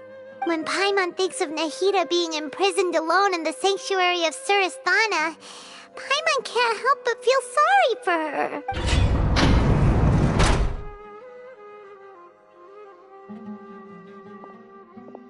Here comes your savior. Dia! Paimon just knew you would come to rescue us! You two really owe me some big thanks. I had to search through who knows how many guards to find the key here. It felt even more tiring than whacking them. I'm exhausted. Thanks a lot. Need Paimon to rub your shoulders? No, that's, I'll pass. What are you afraid of? Oh, are you ticklish? Now isn't the time to talk about being ticklish. Things in the city and on Sino's side are both going well. The guards that stormed out of the Academia are all taken care of. The Corps of 30 is in charge of the city's defenses, but we already talked to Asfand. They've been fed up with the sages bossing them around. As long as it doesn't break their employment contracts, they'll turn a blind eye.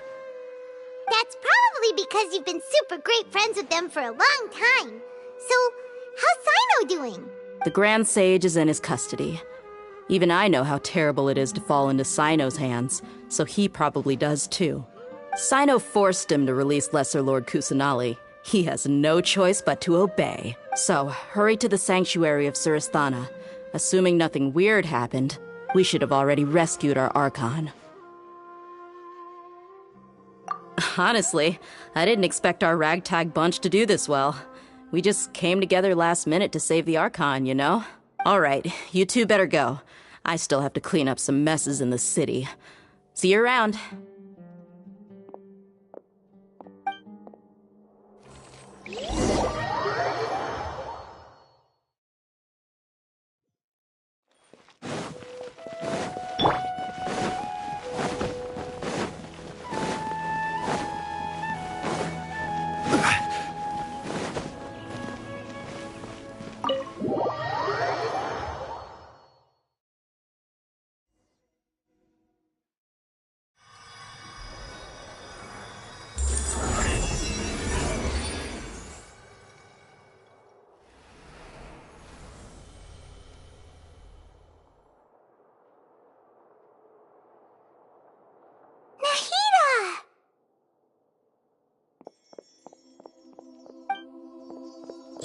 They say it's nice to meet you.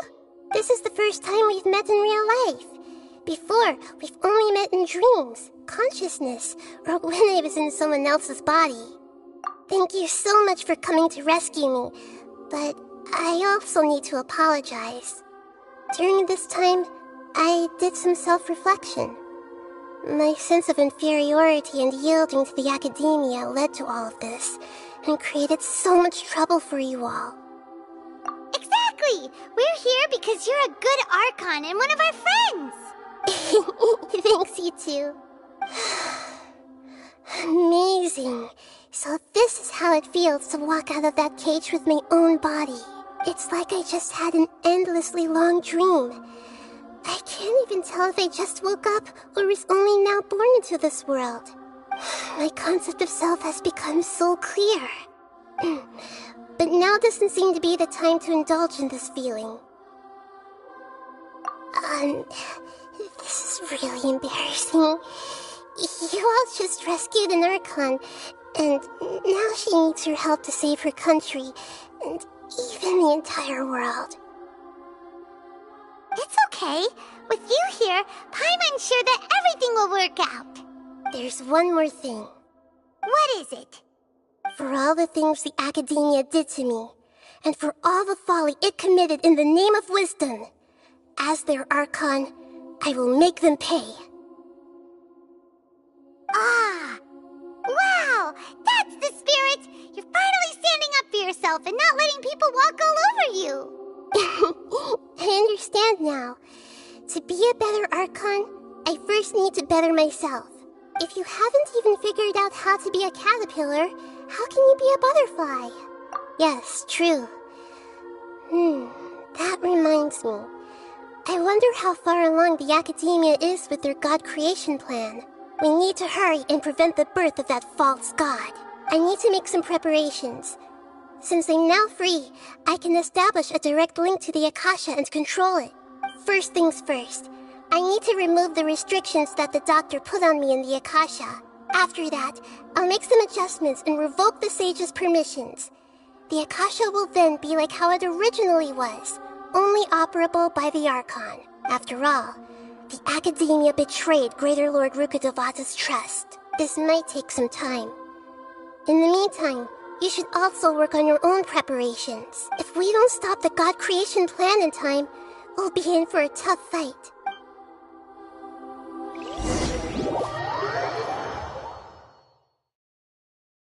Might as well prepare for a fight. When we're done, we can take a walk around. After all, we missed out on a lot of stuff when we were locked up.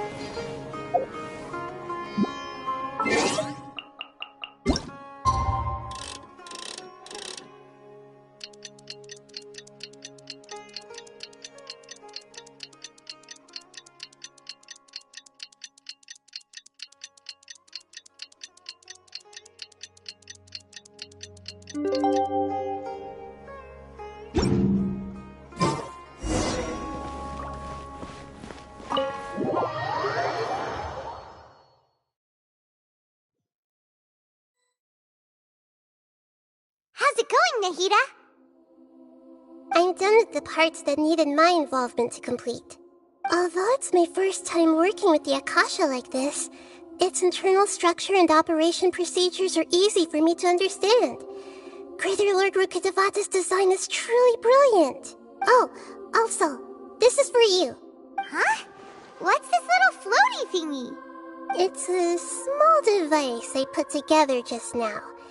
You can think of it as an upgraded Akasha terminal. You may not need it right now, but it should be helpful in certain situations. Wait! This thing has the same characteristics as Paimon! We're both small things that float! Oh, all the things that make Paimon special got copied! When Paimon appears with the Traveler from now on, people won't remember Paimon because she isn't unique anymore! It's alright, Paimon. It can't replace you. It's only a flying device, but you're the Traveler's irreplaceable friend. You're so good at comforting people, Nahida. If only the Traveler was as smart as you. I was simply telling you what I feel to be the truth. I wasn't trying to comfort you. Nahida, you're natural at this. What you just said made Paimon even happier. By the way, there's something I need to confess. Even though I'm the Archon and in control of myself again, I'm not very good at fighting. You may have heard that an Archon's power is derived from their people's faith. However, I'm not as well loved as Greater Lord Rukkhadevata. If we get into a situation where combat is our only option, I'll have to count on you, and I'll do my best to provide support. I'm glad I can rely on you. So the God of Wisdom isn't good at fighting? That actually sounds about right. I've located where the false god is. Time is of the essence, so let's skip to it.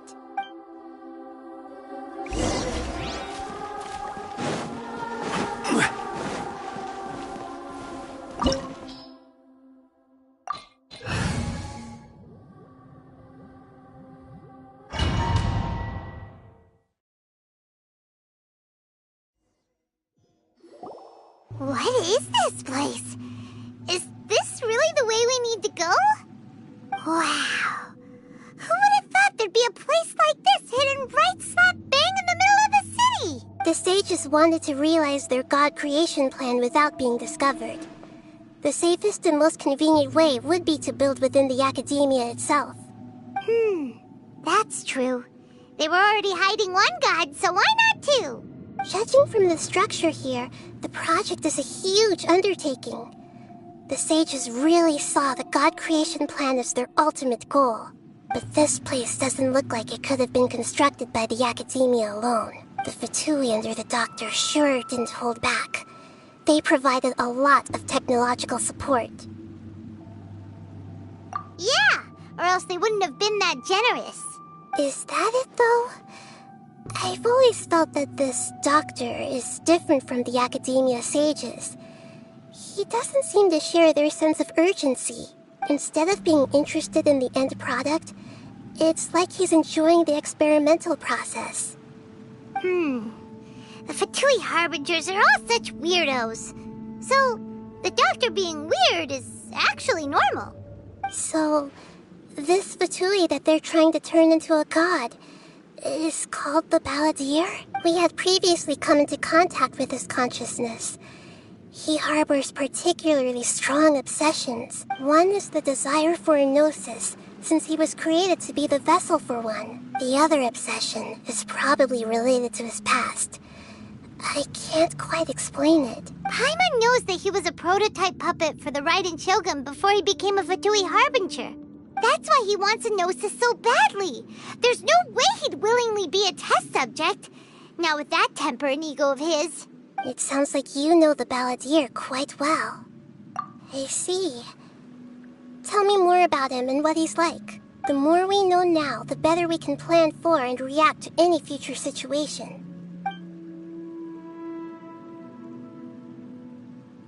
Ah, I see.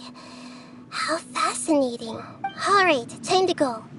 Let's get through here and meet him in person.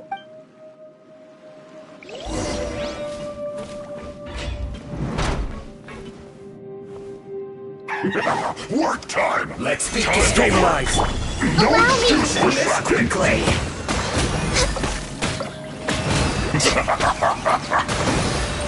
I will end you.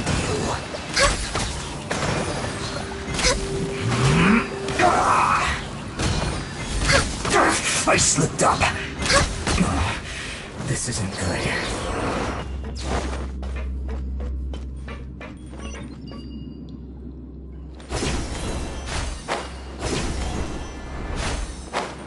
It looks like we can climb up these pipes.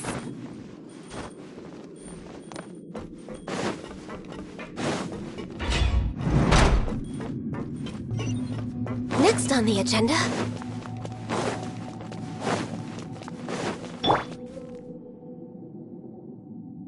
The pattern on the ground seems all messed up. Let's go around and see if there's a way to fix it.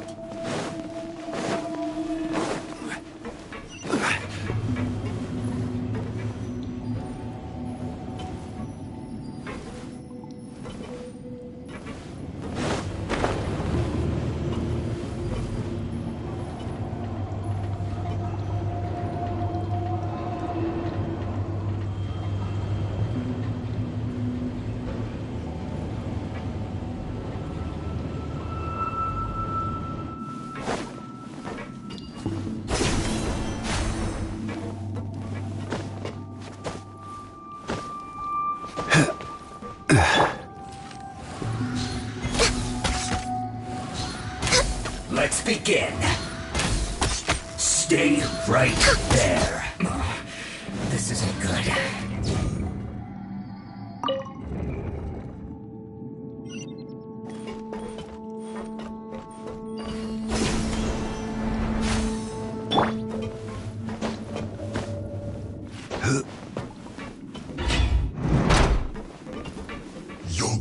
frostbite.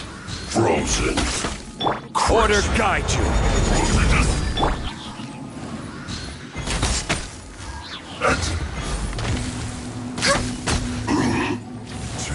Pay your dues, Worm.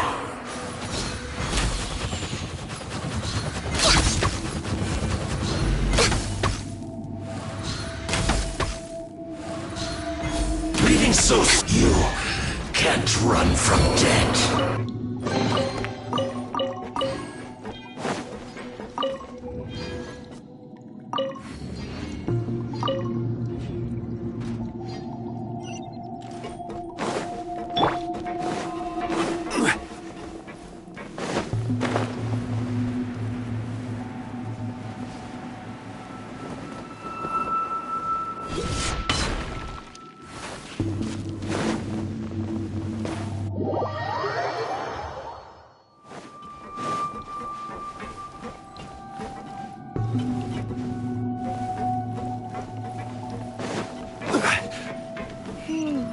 The cart is stuck.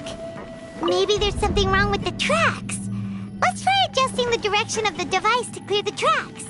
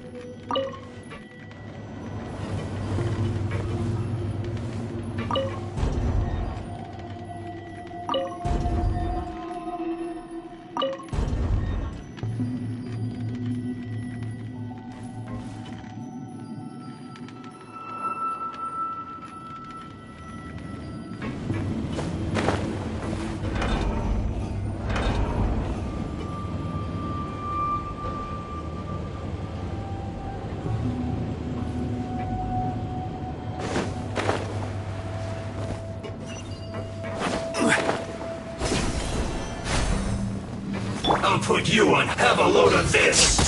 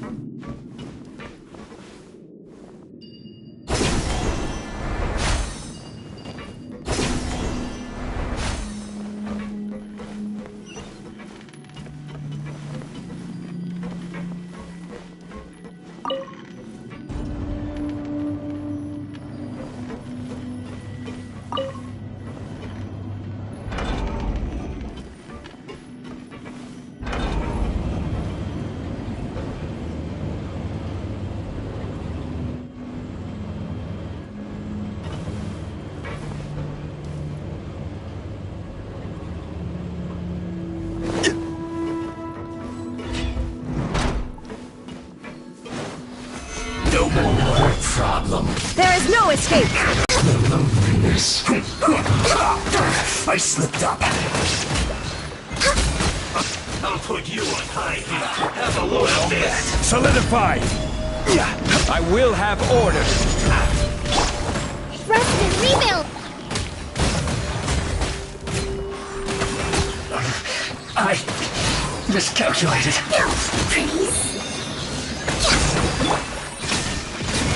Now you shall perish!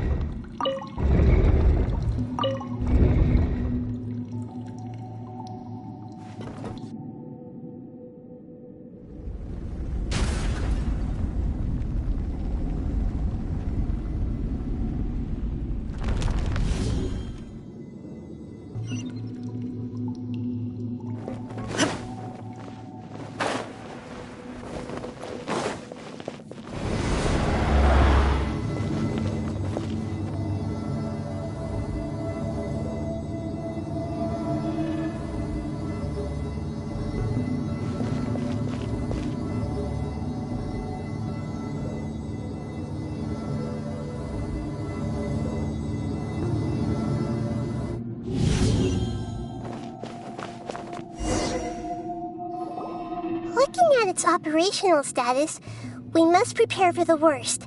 The god they wanted to create is likely close to completion or already completed. Oh no, what should we do? Paimon can't imagine how hard it would be to fight against a Fatui Harbinger with a Gnosis. Are you nervous, Paimon? If you really want to know, of course Paimon's nervous. Aren't you too, Nahida? Yes, I am.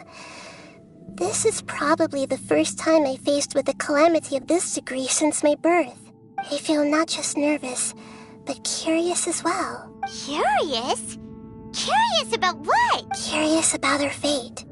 To me, everything we perceive in this world, everything we learn, and everything that happens to us is considered knowledge.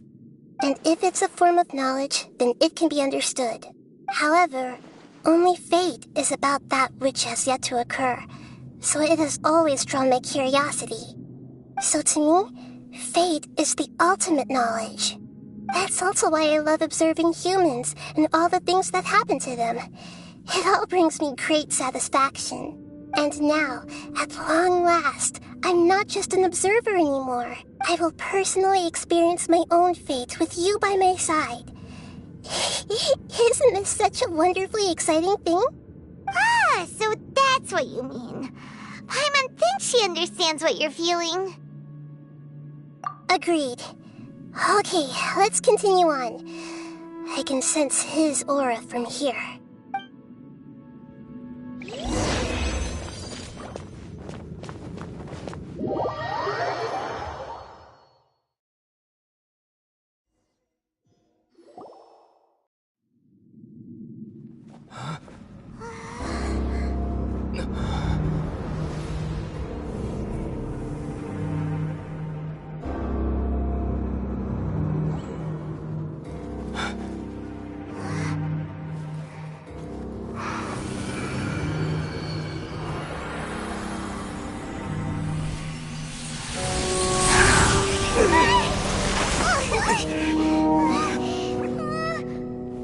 Who would have thought the world would be so eager for my birth? I remember you, Booer, the god of wisdom, and standing beside you, the traveler. Is he all-knowing and powerful now like Greater Lord Rukkhadevata? No, I can't feel the same kind of divinity I felt from the Greater Lord. It seems that the sages didn't get the chance to infuse the divine knowledge capsules into him. But even still, he has undoubtedly become a true god now. So we're too late? The Balladeer has already become a god? The Balladeer. A long bygone title. When my spirit ascended to divinity, I felt as if I had existed for the same number of epochs as heaven and earth. Looking back, the existence of what once called itself Kunikazushi appears infinitely small and ugly.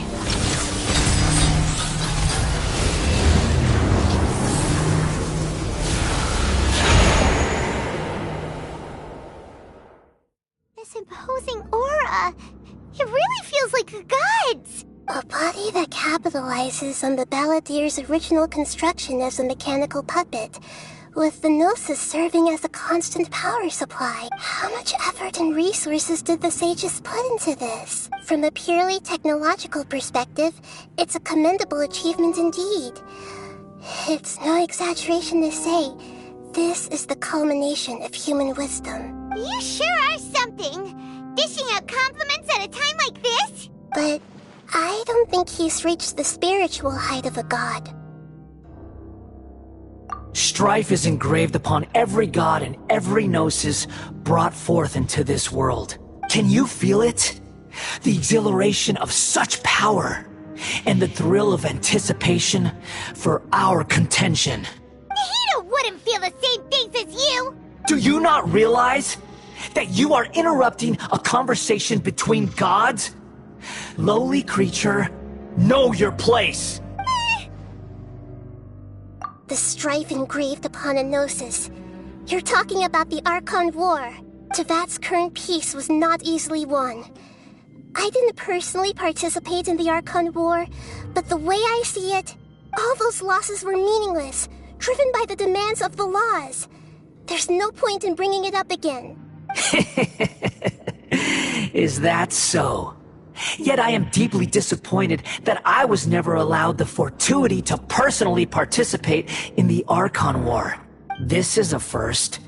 Encountering a god in this world who does not crave power. No wonder your own people have abandoned you, God of Wisdom. Your judgment is as your existence. Unsubstantial. This is where everything ends, Booer. The God of Wisdom. You should know that wisdom cannot solve every problem. Like now, where your only option is to face me in combat. Come! Let us reenact a scene of the Archon War. Come and inaugurate my birth as a god. Churn! Gather! Shine down!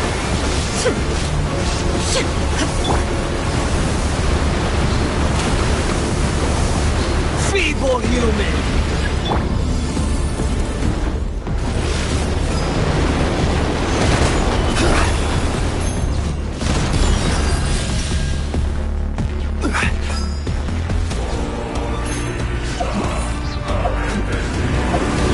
Churn! Stabilize. This is order.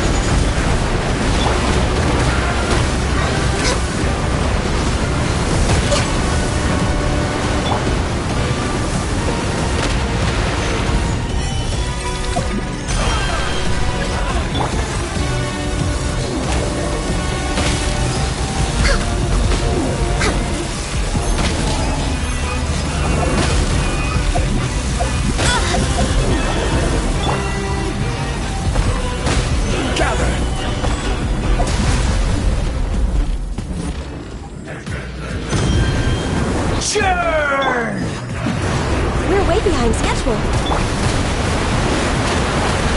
Solidify!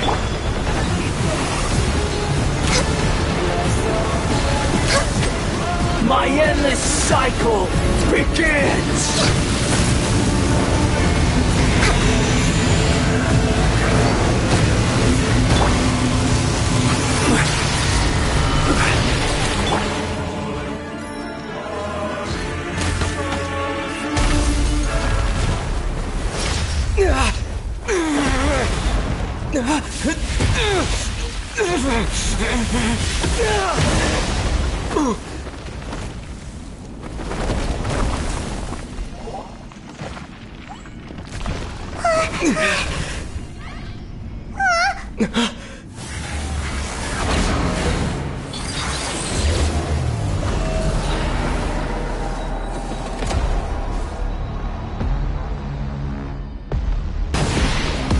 Burn to oblivion!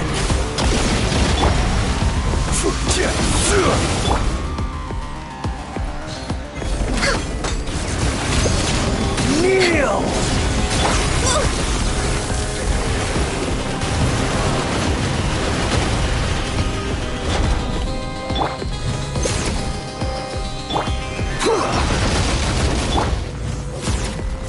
Gather!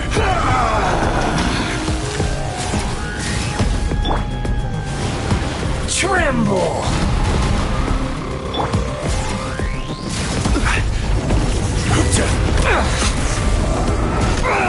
Solidify! Order guide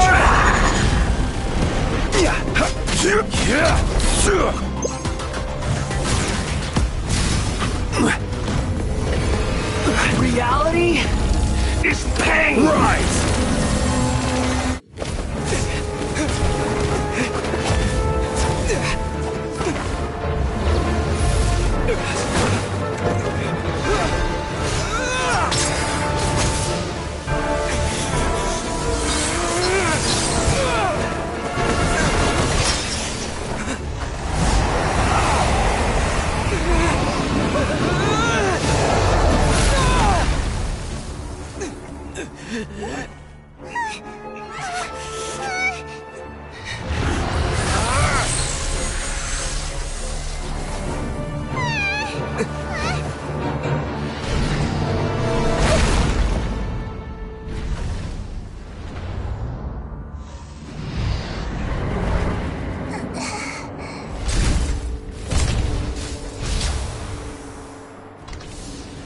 This is supposed to be a battle between gods, yet you choose to hide behind a mortal.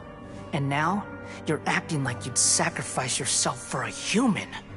Are you having fun proving a false sense of heroism to yourself, Boor?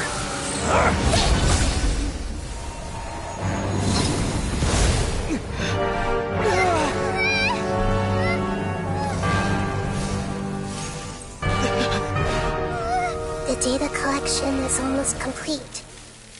Do you even know how many times you've tried to take my gnosis from me?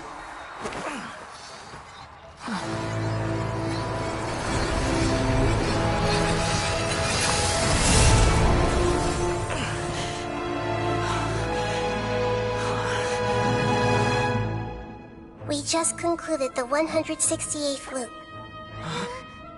Did you know that in the effort to create you, the people of Sumeru were forced to live through the exact same number of Sub-Zerus festivals and samsara cycles?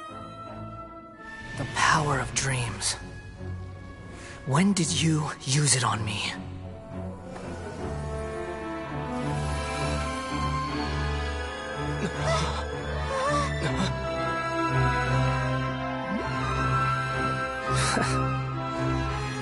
You can't even defeat me in a dream.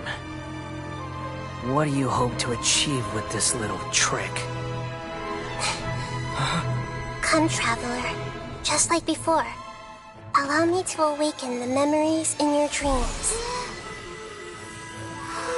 All that battle experience! It's more than that. Compile everyone's wisdom in the name of the Archon. That is the original function of the Akasha. I've sent everything that happened just now to the people of Sumeru in the form of knowledge.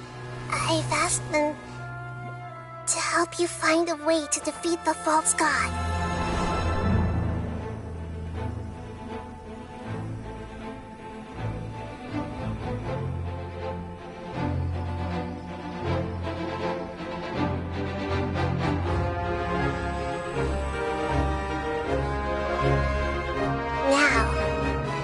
Sumeru's wisdom is at your disposal.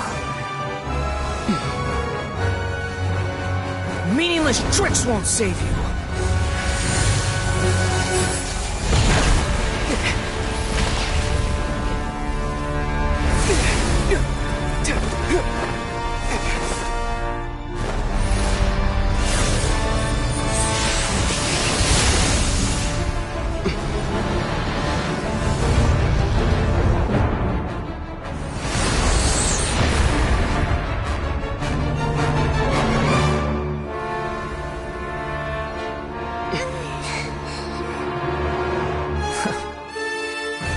Are you done with your tricks? Can I finally take this as a real battle between gods? I'll leave this to you, the first sage of Boor.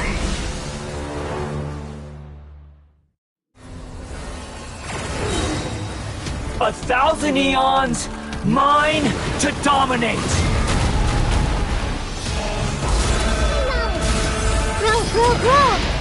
Burn to oblivion! Gather!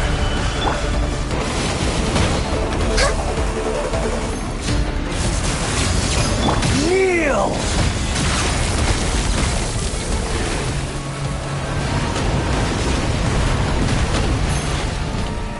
Stabilize!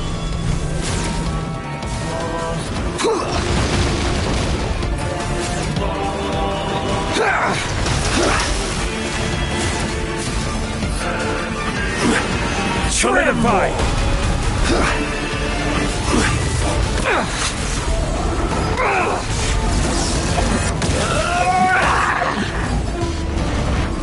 I will have order!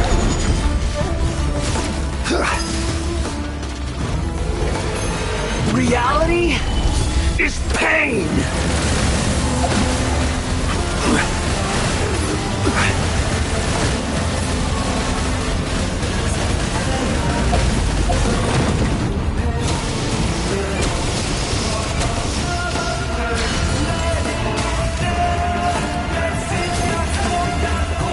Gather!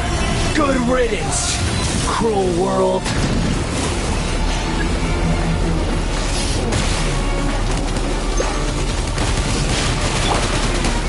Born of ice and frost, this is long overdue.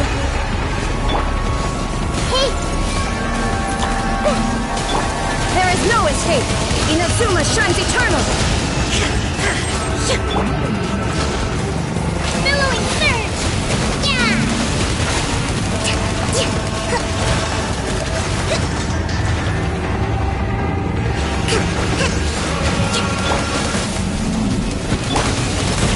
Stabilize!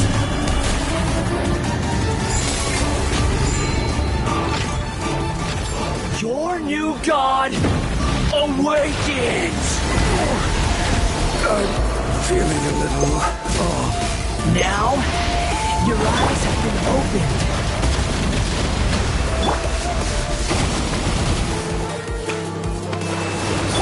Tremble! Next on the agenda.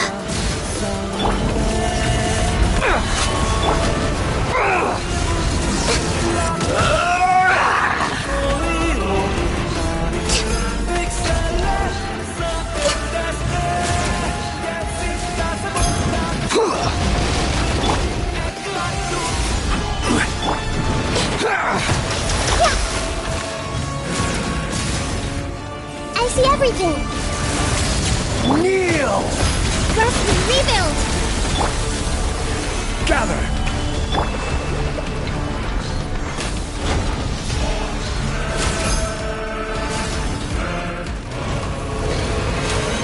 Reality is pain!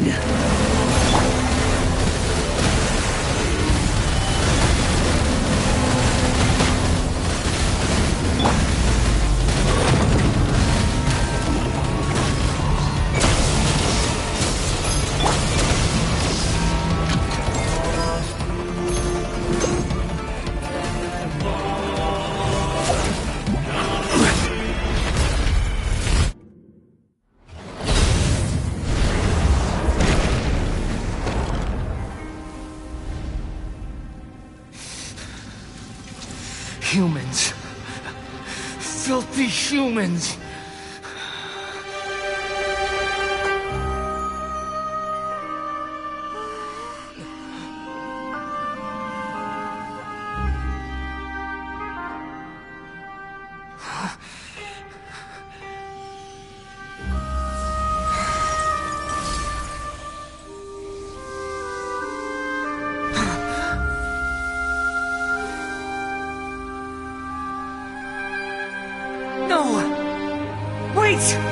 Please! Anything but the Gnosis!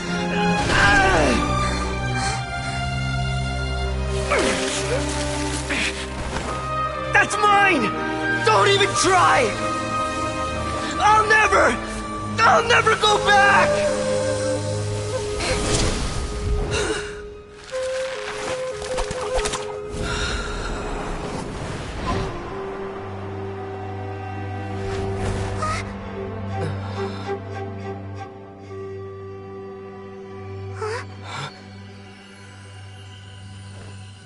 We haven't yet found the answer to the most important mystery. Irminsul is still waiting to be saved. With the power of another Gnosis, we may now finally understand the last memory of Greater Lord Rukkhadevata.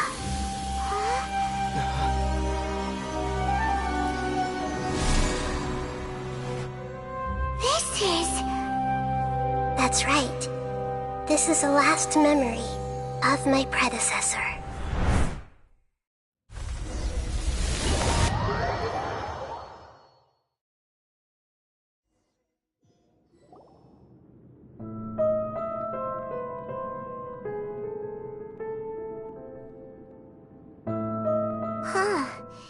This sure seems very different from what Paimon imagined.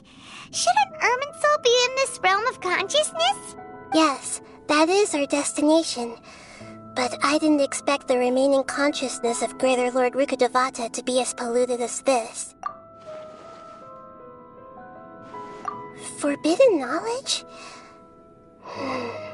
It seems you know about a concept that even I don't completely understand.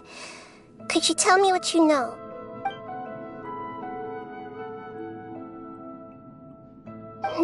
Your inference seems logical enough. Forbidden knowledge once polluted the desert thousands of years ago, but was successfully repelled thanks to King Deshret's self-sacrifice, and Greater Lord Rukkhadevata nearly exhausting her power. Then, a second instance of forbidden knowledge pollution occurred during the Conria Cataclysm 500 years ago. But I'm afraid it is much more serious this time, with Irminsul itself already in danger. So, if we're in the remaining consciousness of Greater Lord Rukkhadevata, and it's also been affected by forbidden knowledge pollution, then does that mean, in order to save us, Greater Lord Rukkhadevata? Yes. It's very possible that she sacrificed her life in the fight against forbidden knowledge. She didn't completely eradicate forbidden knowledge, but if it weren't for her actions, the pollution would have been far more rampant over these past 500 years. The way that everyone, including me, has forgotten everything about forbidden knowledge may very well be due to her restoration of Irminsul.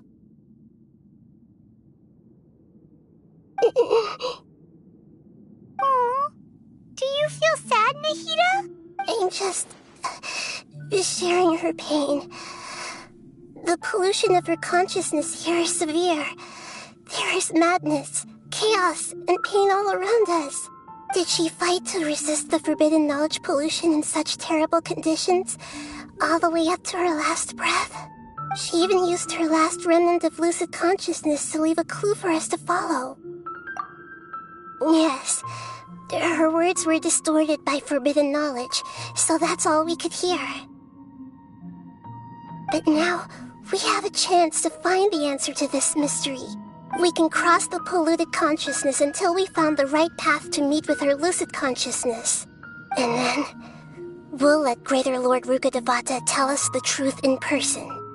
Each of us need to be mindful of the state of our own consciousness while we are here. Even with the Gnosis' protection, we must always keep a clear mind. Otherwise, we could go mad at any moment. That's so scary. Don't worry. It should be easy enough for you to keep that mind of yours clear, Paimon. Let's go.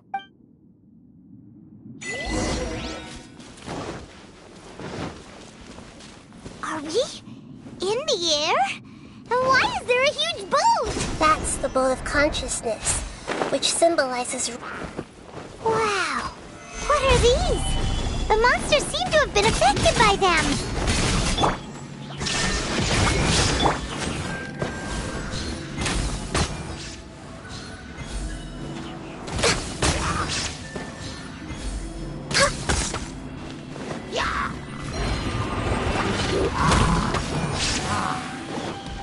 No touching!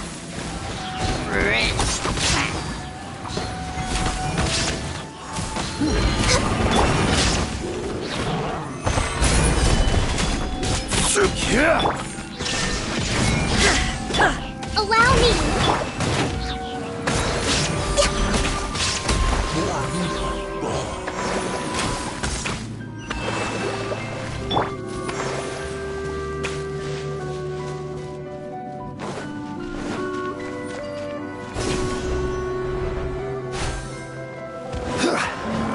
Solidify! Order guide you! Hold the line! Born of ice and frost.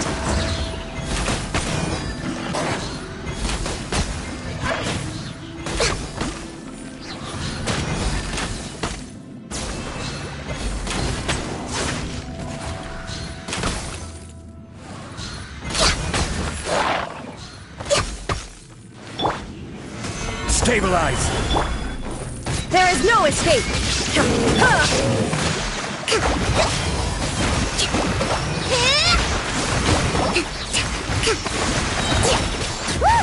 A four-leaf sigil has appeared in the sky!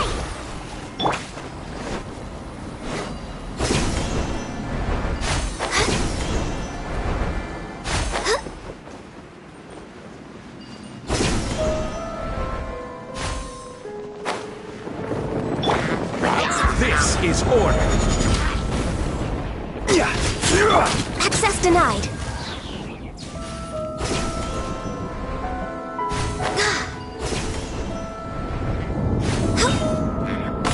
All hail!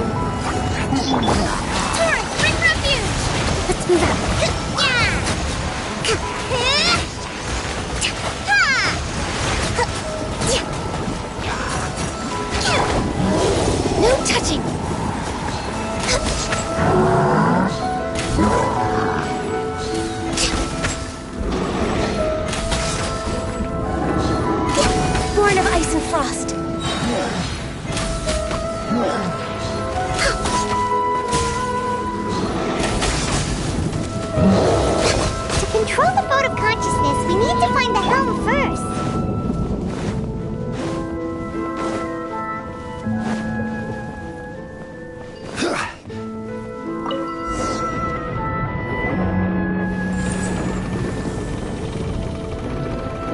We changed direction. Are we still going the right way, Nahida? Mm-hmm. Judging from the current route, the boat of consciousness will soon take us out of here.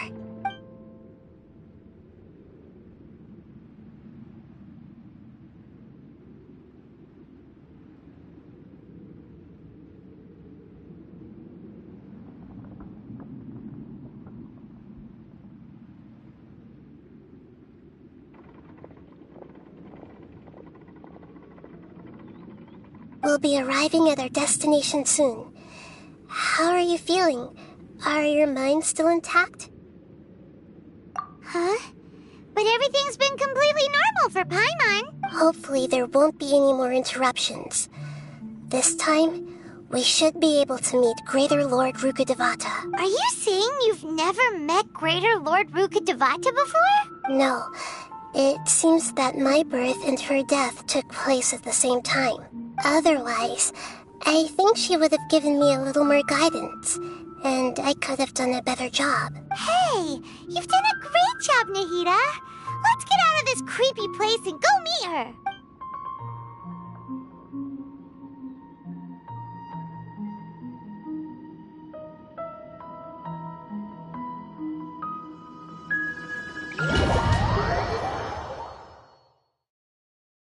So, is this the place you were talking about?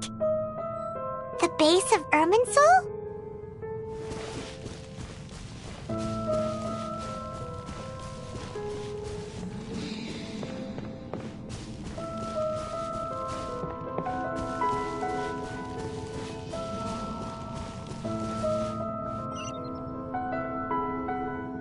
Well, this is the place.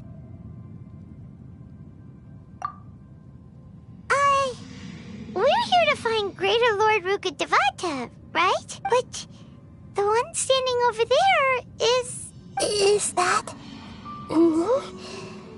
She looks exactly like me. Are you Greater Lord Rukkhadevata? Yes, that's me.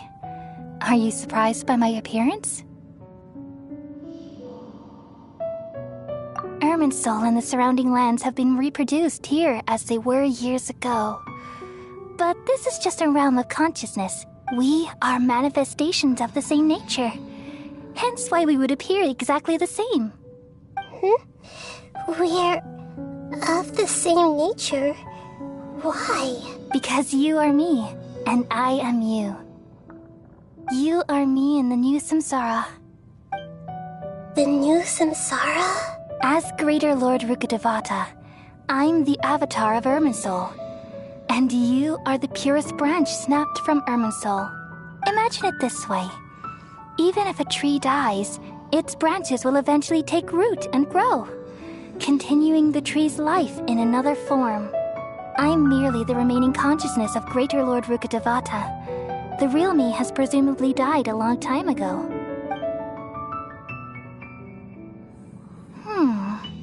Judging from your appearance, I've probably been dead for 500 years. But you're finally here. My new self in the samsara. If this is true, then am I going to be a great Archon like you someday?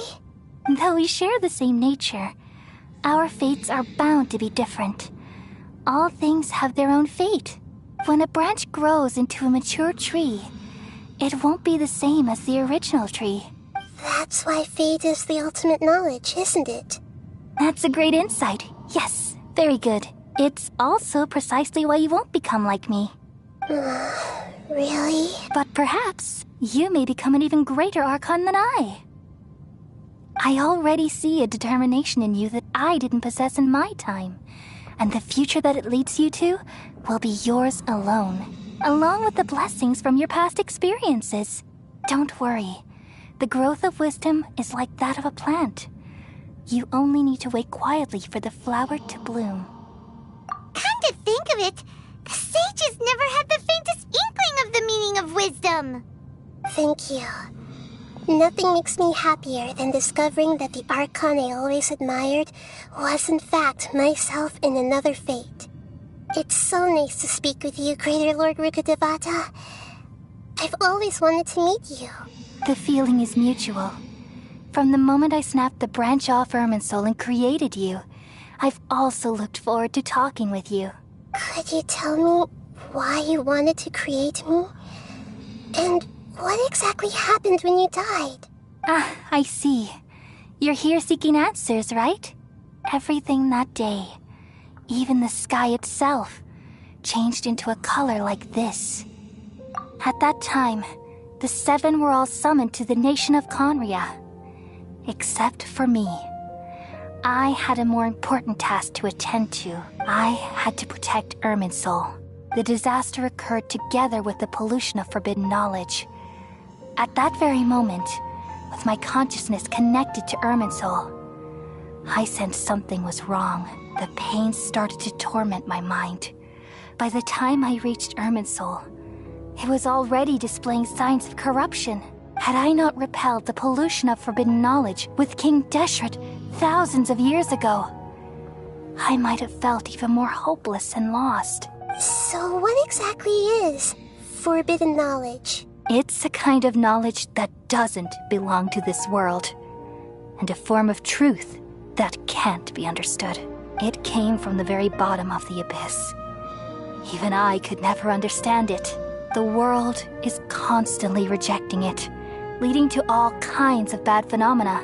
If we allow forbidden knowledge to pollute Irminsul, I'm afraid the entirety of Teyvat could fall apart. So, there's knowledge that even the God of Wisdom can't understand? At that time, I knew I couldn't repel the forbidden knowledge with my strength alone, which is why I created a device that compiled human wisdom and named it the Akasha. It's truly the world's most amazing invention. Thank you. For a long time, I thought dreams were the fruit of human wisdom. Though it was selfish to do so, I borrowed people's dreams using the Akasha. Then I compiled their wisdom and all of my own power. Well, did it work? Thanks to the wisdom of the people of Sumeru, almost all the forbidden knowledge was cleared from Irminsul. But things didn't go as smoothly as I thought. I had a terrible headache, which gave me an uneasy feeling. And then I remembered that my consciousness was also connected with Irminsul. It brought me knowledge and wisdom, but vile corruption as well. From the very beginning, my existence had been polluted by the forbidden knowledge. Oh no! How could that happen? I've experienced that pain in your consciousness. It must have been a horrible experience. Yes, but my feelings weren't important. The important thing was that even if I died, my existence and everything related to me would continue to exist in Irminsul as memories and knowledge, meaning that the forbidden knowledge couldn't ever be permanently eradicated. And there's no way for me to eliminate myself. It would be a sort of paradox. So, I took the purest branch of Irminsul as my incarnation in the next samsara, and left a trail of clues, all in hopes that you would come here and remove me and my pollution from Irminsul forever. Wait, no, I can't. So you realize what that implies? You are very smart indeed. Irminsul has all the knowledge and memories of this world. And as you've realized just now, removing me from Irminsul means I essentially will never have existed in this world. But this is the only way to save Irminsul. People love you so much, and they've missed you so much over the past 500 years. I am exactly the same. So how can we just forget you like this? Is there really no other way? There must be something else I can do. You're the god of wisdom, Boer. You should know that there is no other way. But this is so cruel. I don't want to forget you. No need to feel so sad, Boer. As someone who delights in wisdom, you should feel joy at finally finding the answer. These are the words in their entirety. The answer you've been seeking all along. Let the world completely forget me. We all nestle under the great tree of wisdom, peering out to perceive the world. From the earth and from the rain, we perceive its wonders, until we become a white bird to perch atop a branch, and finally snap off the most important leaf. Once upon a time, I alone dreamed in this world. In my dreams, everybody would also dream after they fell asleep. Wild and wonderful thoughts would emerge from their minds. Some tumbled to the ground, and others floated to the sky, connecting all things in the world into one dazzling net. Among a plethora of worlds were numerous smaller worlds, all of fate, finding within the tapestry their brilliant glow. I gradually understood that these indescribable and constantly changing things are the most profound things in the world. Only they can completely repel the madness. Only dreams can awaken consciousness from the deepest darkness.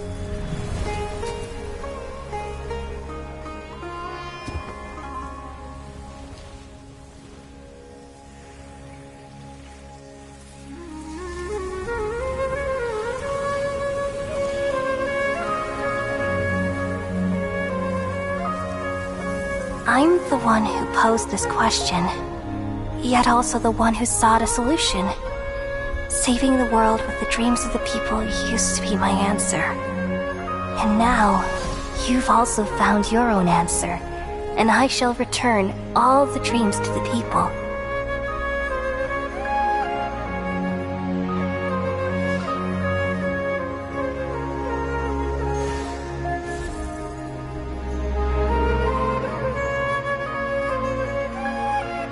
Goodbye, people of Sumeru. May you be blessed tonight with the sweetest of dreams.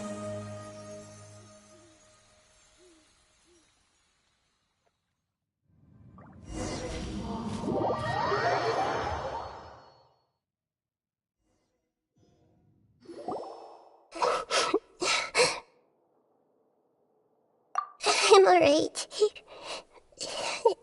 I'm just a little confused. We've just saved the world, right? So why am I crying? I don't know where this feeling inside of me is coming from, but I feel very sad. Just now, we used the power of two gnosis to successfully connect with the Irminsul consciousness from 500 years ago. Then we removed the remaining pollution from Irminsul. Yeah, what's wrong? Weren't you there just now?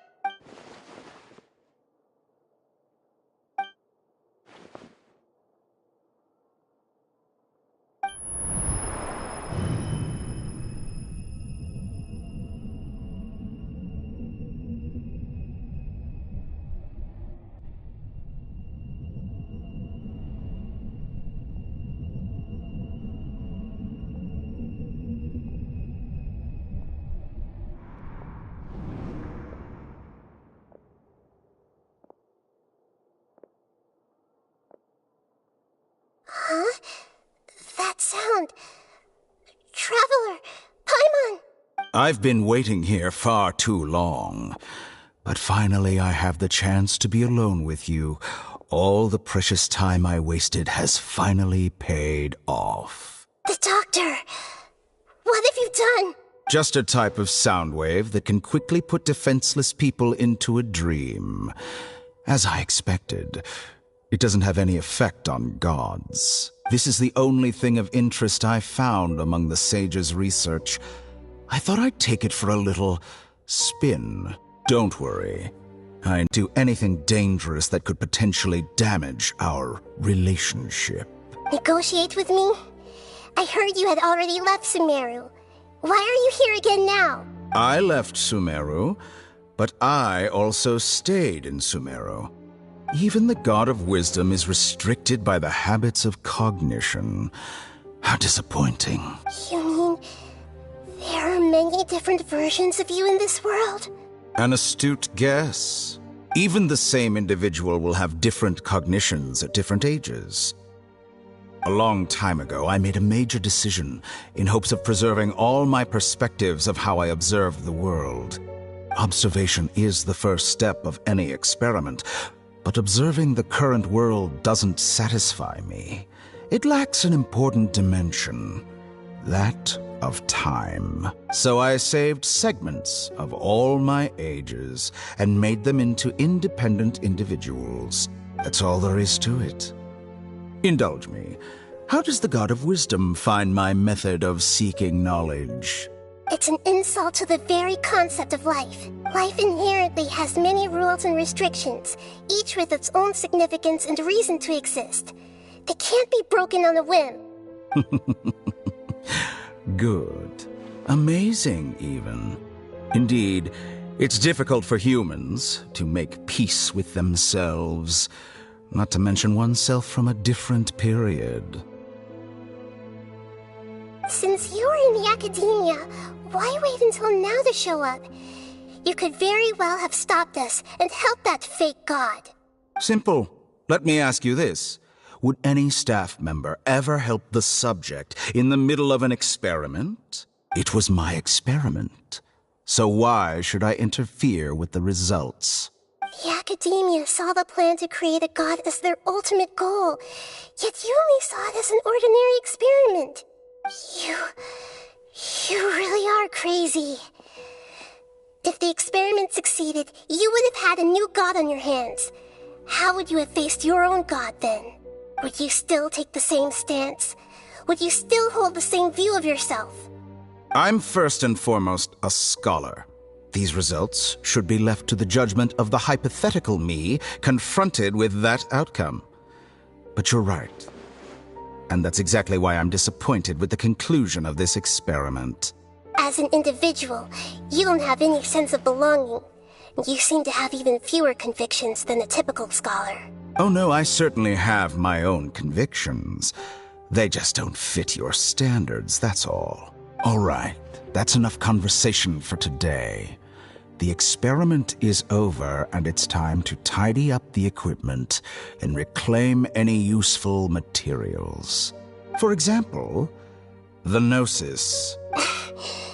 Lesser Lord Kusanali, you're an intelligent Archon. I'm sure you understand the disparity in our combat abilities at this time. Besides, you have no way to use that Electro-Gnosis in battle. Didn't you say you were here to negotiate with me? Somehow, it's starting to seem like you intend to take it by force now. I'm merely stating a fact. After all, I'm also a scholar. Naturally, I hope to show proper respect and dignity to the God of Wisdom. Your hypocrisy is built on absolute confidence. I understand your scheme, but... what if I were to destroy the Gnosis now and awaken the heavenly principles? Awaken the heavenly principles? Do you think that's really possible? The heavenly principles have been silent for many years, but the Gnosis are symbols of their control over Teyvat and all the laws. Will the destruction of a Gnosis attract the attention of the heavenly principles? And if so, how do the Fatui plan to deal with the consequences? Do you dare to gamble such a possibility with me? Gamble? How surprising.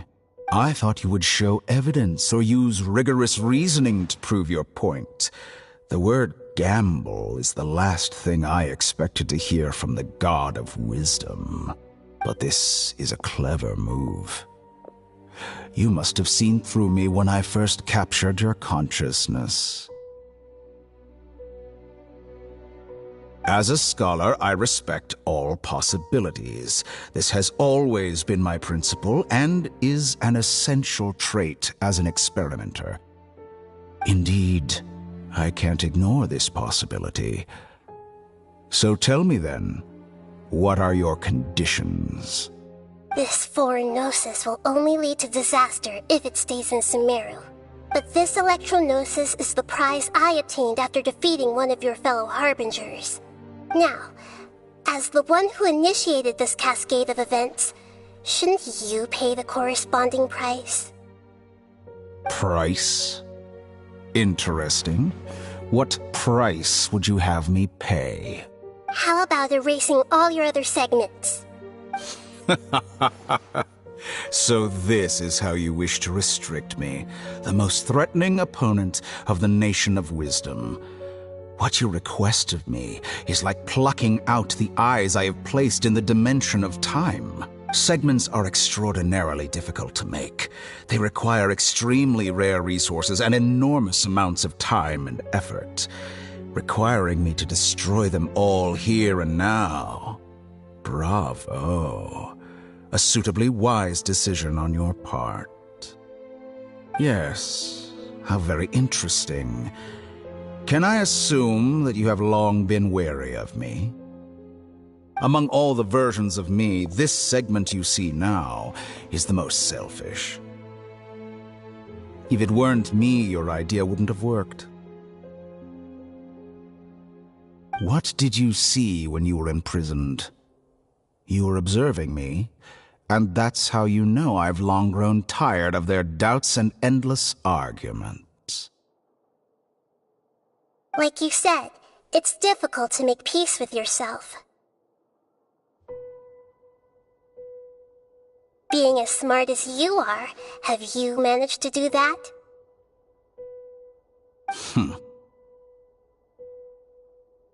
I see.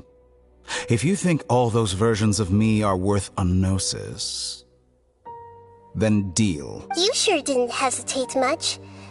Is the relationship between all the versions of you really that bad?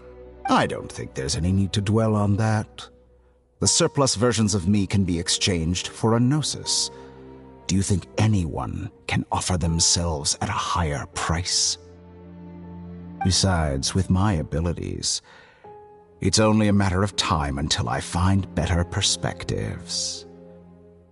Perhaps it's best to say, you're just temporarily ahead. But what I'd like to know is, how can you be sure that I've really erased them? I can see your remaining honesty.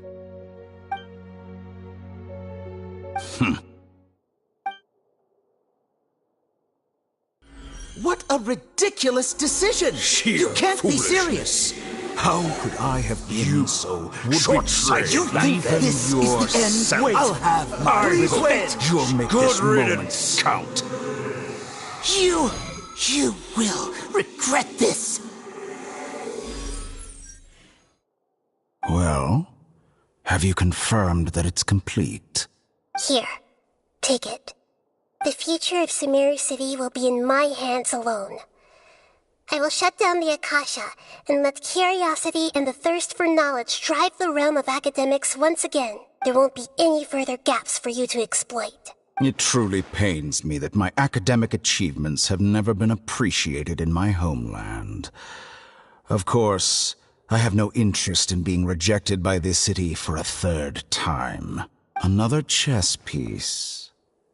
And where is your dendronosis? Don't be greedy, Harbinger of Snezhnaya.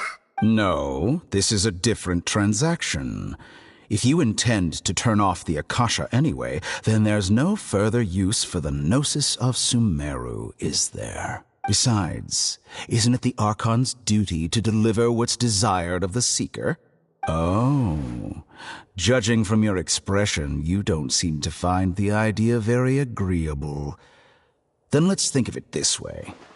Since you're the god of wisdom, how about I exchange some knowledge with you? People exchanging knowledge with the god of wisdom is the stuff of legends. Yet here you wish to exchange knowledge for the god of wisdom's property. Arrogant as that is, it has piqued my interest. Let me ask you, have you in all your mighty knowledge ever heard the rumor that the skies of Tevat are fake? Huh? That's the secret hidden by Irminsul concerning the truth of this world. Once I finish telling you about this, it will be time for me to say goodbye. With negotiations, we've all gotten what we wanted. I'm very glad I got to meet you like this. Your arrogance may know no bounds, and convictions may mean nothing to you. But I'll still listen to what you have to say.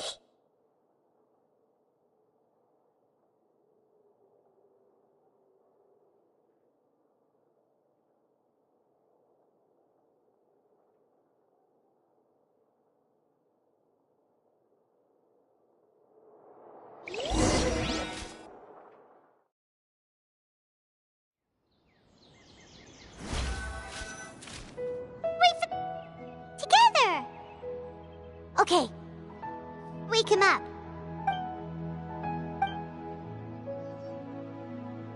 Are you awake? Kali says it's time for breakfast. Come on, get up! Good morning! How are you feeling today? Good to hear. It looks like we've recovered pretty well. Not even Tainari could stop us from going out now, right?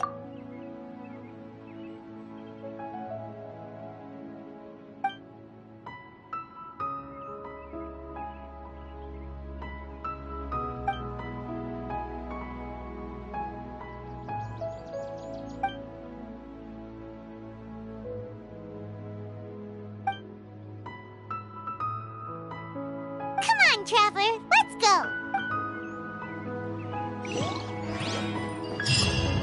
Surely that little girl must... Good morning. Looks like you're awake. Yep, yep. I prepared some breakfast today. Please have a taste. I hope you'll like it. It's nice to have you here so we can eat something yummy. Well, now that I've recovered from Alizar, I'm feeling better than ever. I can even prepare 4 or 5 meals a day now. And Paimon bets they're all delicious. Oh, by the way, someone brought a letter for you after you went to sleep last night. Nope. Paimon wanted to read the letter with you after you woke up, so Paimon didn't open it. All right, let's read it now. Oh, it's from Nilu. Ahem. We're going to hold a feast at the Grand Bazaar and celebrate Cyano's reinstatement as the General Mahamatra. As heroes of Sumeru, please be sure to attend. I'll wait for you. The date of the banquet is written on the back. It's in 2 days. Oh, I've also heard that you've become heroes here as well. That's amazing. Sometimes I'm really envious of strong and confident people like you. Oh, you're embarrassing me. Anyway, let's go to the Grand Bazaar to have a look. Oh, before you leave, be sure to inform Master Tainari.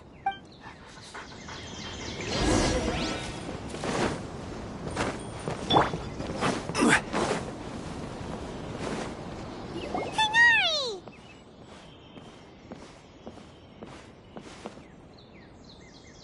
Good morning. How do you feel today? We feel much better. How about you?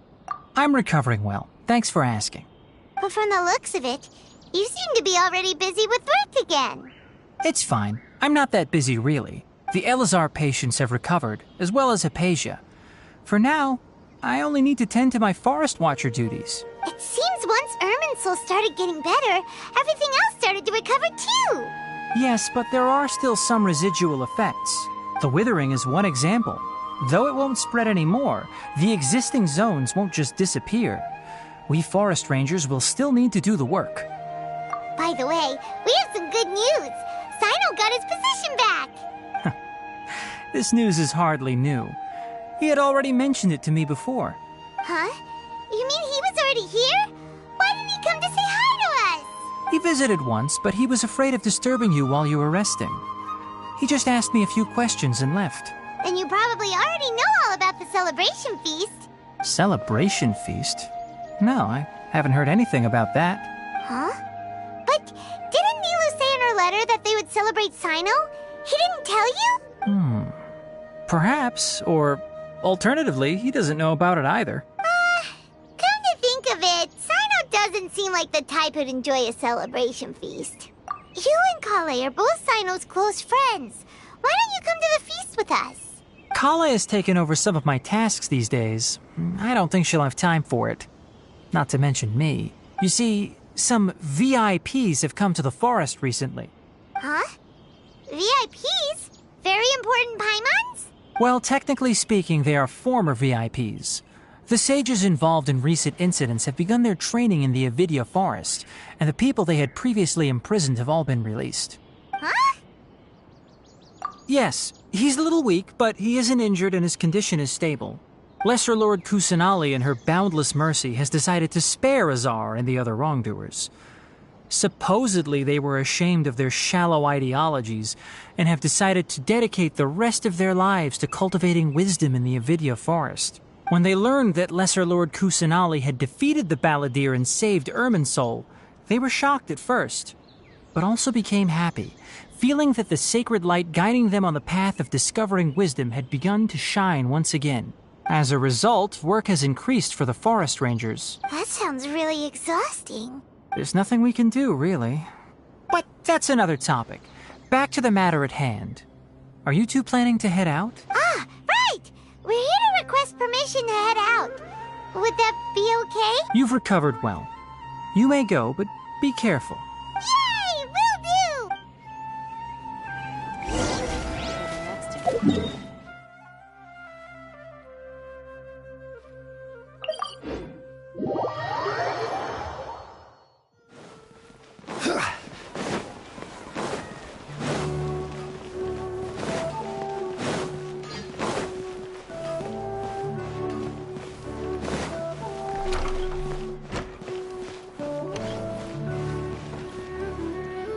Well, there won't be any problems if the feast starts at that time. Everything has already been prepared. Mr. Zubair, I finished tallying things up here. Well, except for the guests. Is a simple reply really that much to ask of our guests? It's affecting our arrangements. Oh, it'll be fine. Besides, it never hurts to get things ready in advance. I was thinking the same thing. The feast will be held sooner or later, right? Hey, Nilou! Traveler, Paimon!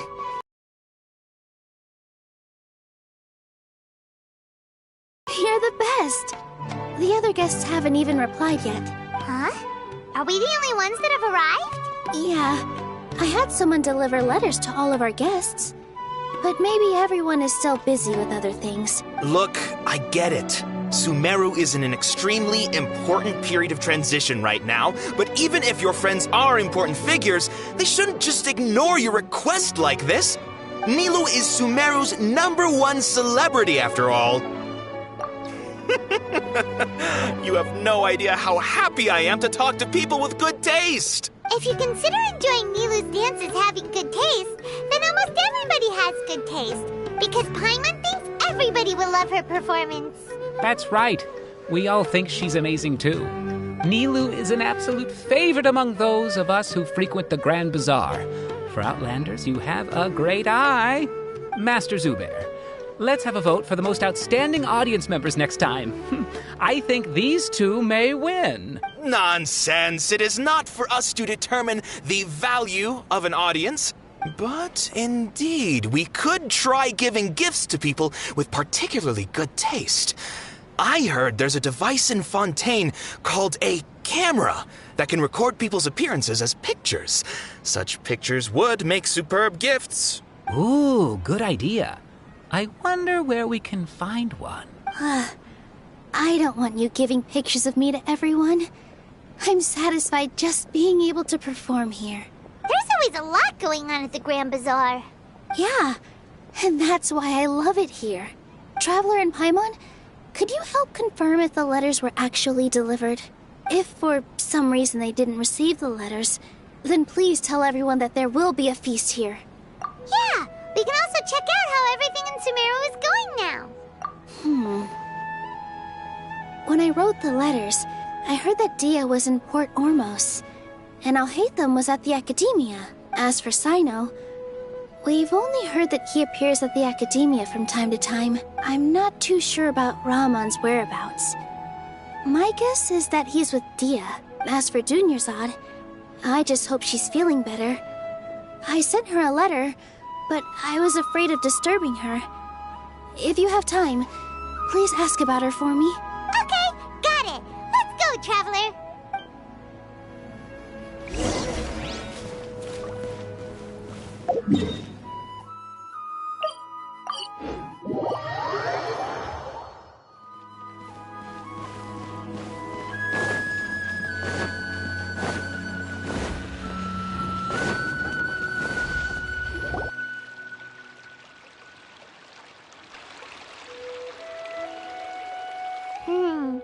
We haven't seen Alhaitham anywhere. Let's ask that person over there.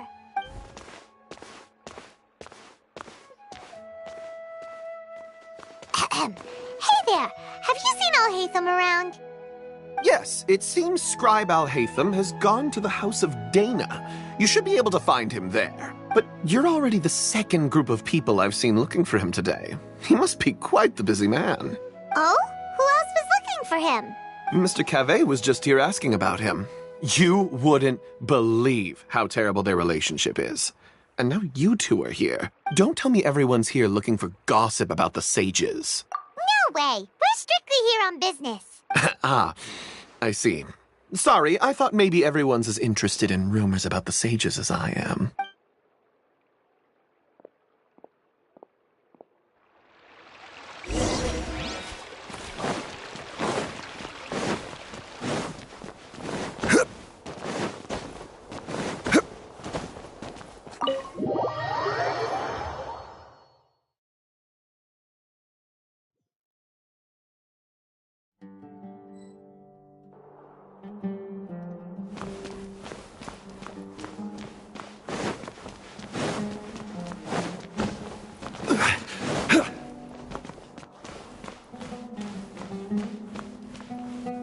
Alhaitham should be around here somewhere, right?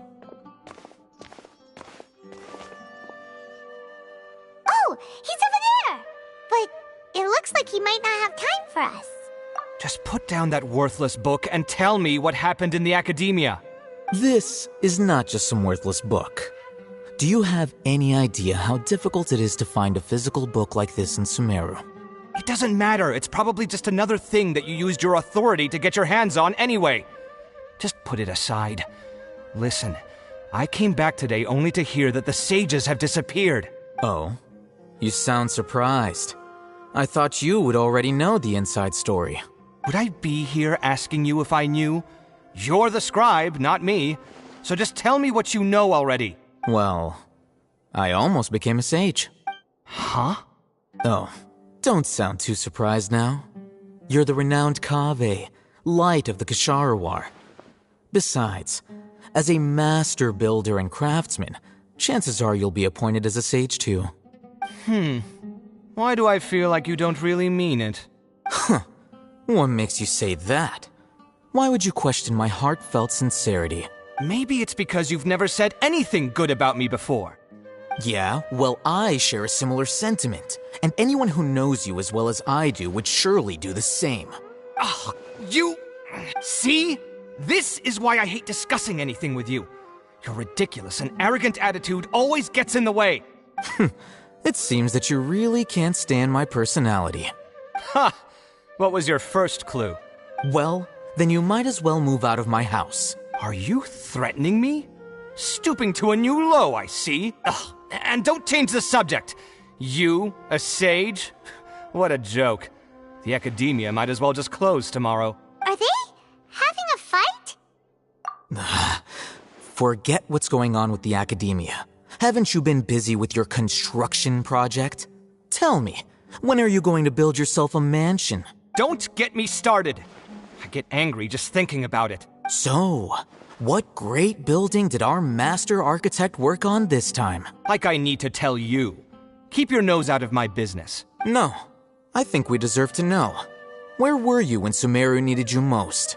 I was in the desert for a large project, but considering Haravatat's utter ignorance of architectural and aesthetic matters, you probably wouldn't understand. Which is truly unfortunate. I can only pity the man who doesn't understand the first thing about beauty and romance. Unlike a true... hold on, wait a second. What do you mean by when Sumeru needed me most? Well, while you were out fiddling around in the desert, many people came together to save Sumeru from a crisis. Ha! And you think I'd believe that? Look, all you really need to know is that Azar and all his accomplices have all been overthrown. Huh? What nonsense are you talking about? It's no skin off my nose if you don't believe me. It's not like my Darshan was the one trying to apply for funding from the Grand Sage. Yours, though, on the other hand... You know what? I'll ask around. I'm sure someone knows what's going on here. You're dead if I find out you're lying to me.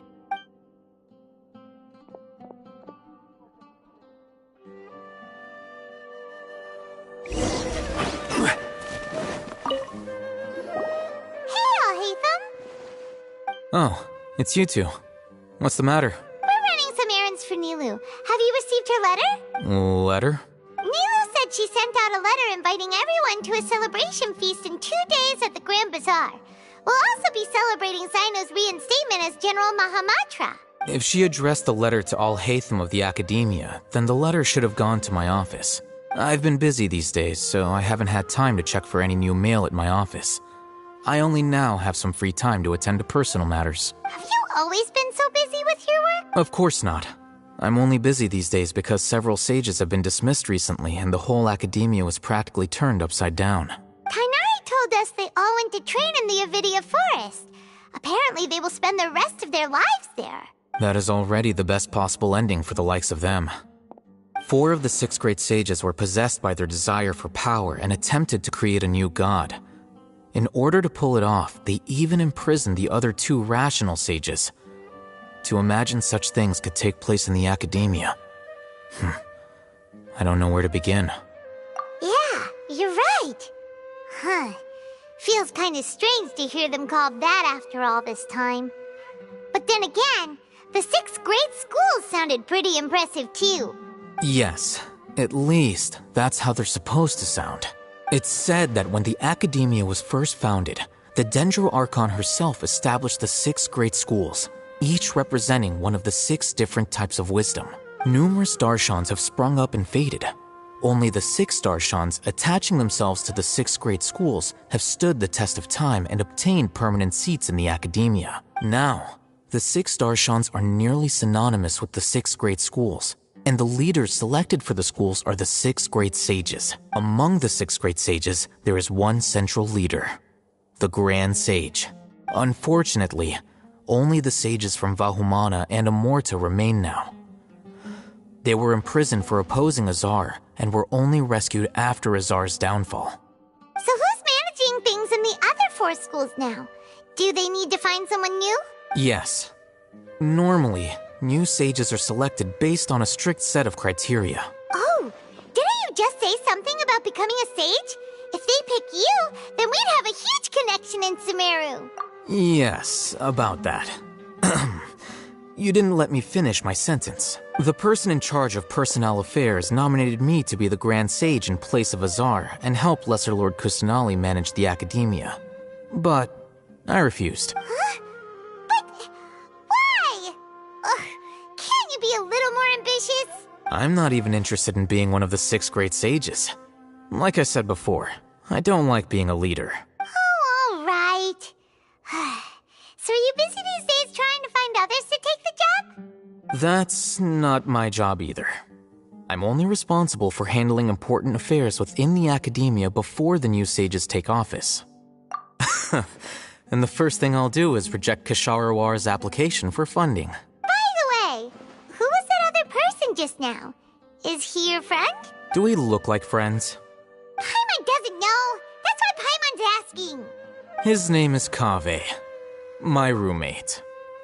You could say he's the representative for Ksharawar scholars. Which is exactly why he always has so many problems.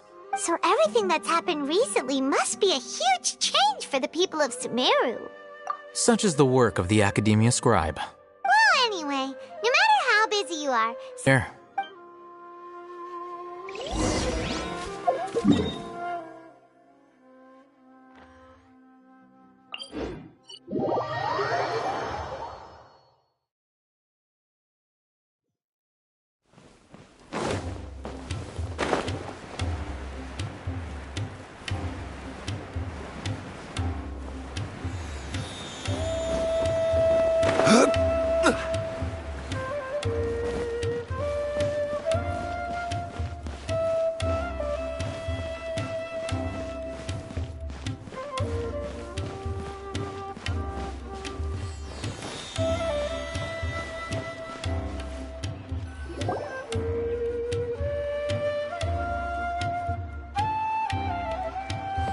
This is Port Ormos. Now where could... Is that Paimon I hear? Huh? Oh, it's been a while. How are you doing? Dunyarzad! It's been so long since we've seen you! I'm doing well. I can go as far as saying I have never been happier in my entire life. I don't know if you've heard, but Elazar has completely disappeared, and all the patients have recovered. You kidding? Knowing them and the connections they've got, I'm sure they've heard about it. Yeah! That's right. My lady is feeling better now, so I'm accompanying her for a walk. Why do you still call me that, Dia? You've already informed my father of your resignation. I guess I'm just used to calling you my lady. Old habits die hard. Resignation? You mean you're quitting? Yeah, I might start losing my edge if I keep being a bodyguard for the Homayanis. You know that my parents and I are fond of you, and that we appreciate you very much. It wouldn't be a problem if you wish to continue to be our bodyguard. I'm not a woman that's easily persuaded. You should know that by now, my lady. When I took this job, I had already decided that I'd quit as soon as you recovered. It's time for me to get back out there and chase that horizon. So what are you gonna do now if you're not gonna be a bodyguard anymore? I want to take a risky job and put my body to the test again. Huh? But we literally just finished one of the most dangerous jobs ever! Are you getting bored already? I know. If I hadn't joined in that plan with you, I wouldn't have come up with this idea. I guess I still get fired up by that feeling of going all out in a fight. It made me realize that I'm still a mercenary through and through. Life is short, and I'm happy that I got to be a part of that operation. But the whole thing also made me realize that there are still many problems in Sumeru, and as a desert dweller, I'm still not completely ready to settle down on this side of the wall. Well, I remember a friend had someone bring you a message. You mean I'll hate them?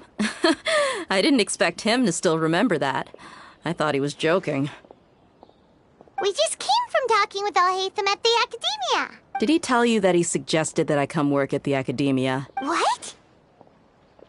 I heard that Azar and his cronies fell from power, and Alhaitham told me that now was a good time to find a job in the Academia. But only if I wanted to. Whoa. Paimon can't see you being anything other than a mercenary. Me neither. But I think Dia would look great dressed up as a scholar. Ugh, forget about it. I wouldn't last 10 seconds in there. Alhaitham probably just liked the way I worked and knew I'm good in a fight. So he suggested I find some work in the Academia. But you know, if you take him up on the offer, Sino might actually agree and let you become a Matra. Because you're super amazing. The Matra have all the talent they need as long as they have Sino. I prefer to be free to live however I choose. In fact, I chose this job from the very start because I knew it'd be right up my alley. Even if being a mercenary means facing all kinds of danger. A lion has to return to the wild sooner or later.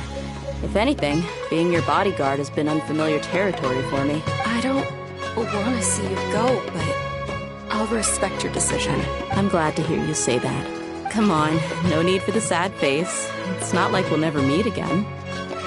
Once the whole Dendro Archon thing is settled, everything in Sumeru will take a turn for the better. That makes me happy too. But a peaceful society will probably mean less demand for mercenaries like me. Before long, we'll be a dying breed. So I'd better get to work while I still can. Huh? Wait a second! You make it sound like you're leaving now! Well, no, not yet at least. I promised my lady I'd stick around until next week. So, have you been in Port Ormos this entire time? We were wondering if you had received a letter from Nilou. Oh, did Nilou write to us? She heard that you were seen in Port Ormos, so she sent the letter here. Huh. It was probably sent to the inn that we're staying at. My lady has been very energetic lately and keeps taking me on hikes, staying out even into the night. By the time we get back, the receptionist is usually off napping on the job. Right, and we tend to leave quite early in the morning, so the old man on duty is also usually dozing off. So what it really sounds like is that the person on duty is always asleep. I bet the letter's at the reception desk. I'll go check later. No wonder there wasn't a reply. You never received the letter. Good thing Nilou asked us to come and check on that.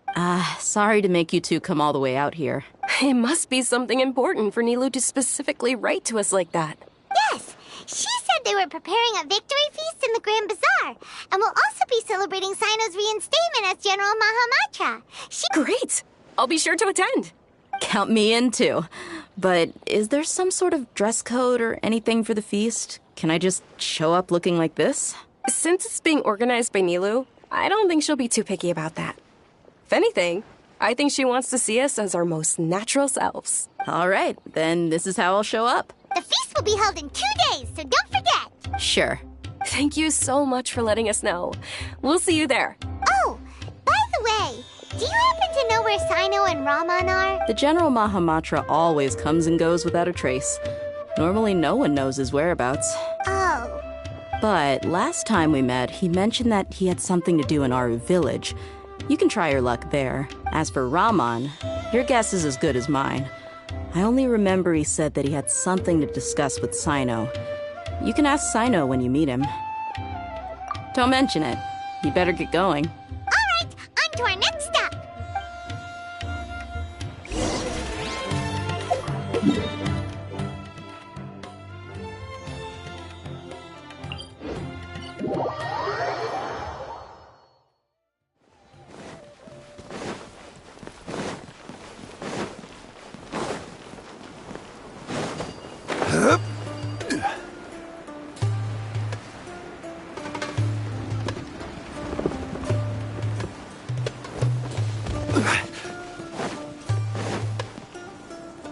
It's been a while since we last visited Aru Village. Ah, there's Sino!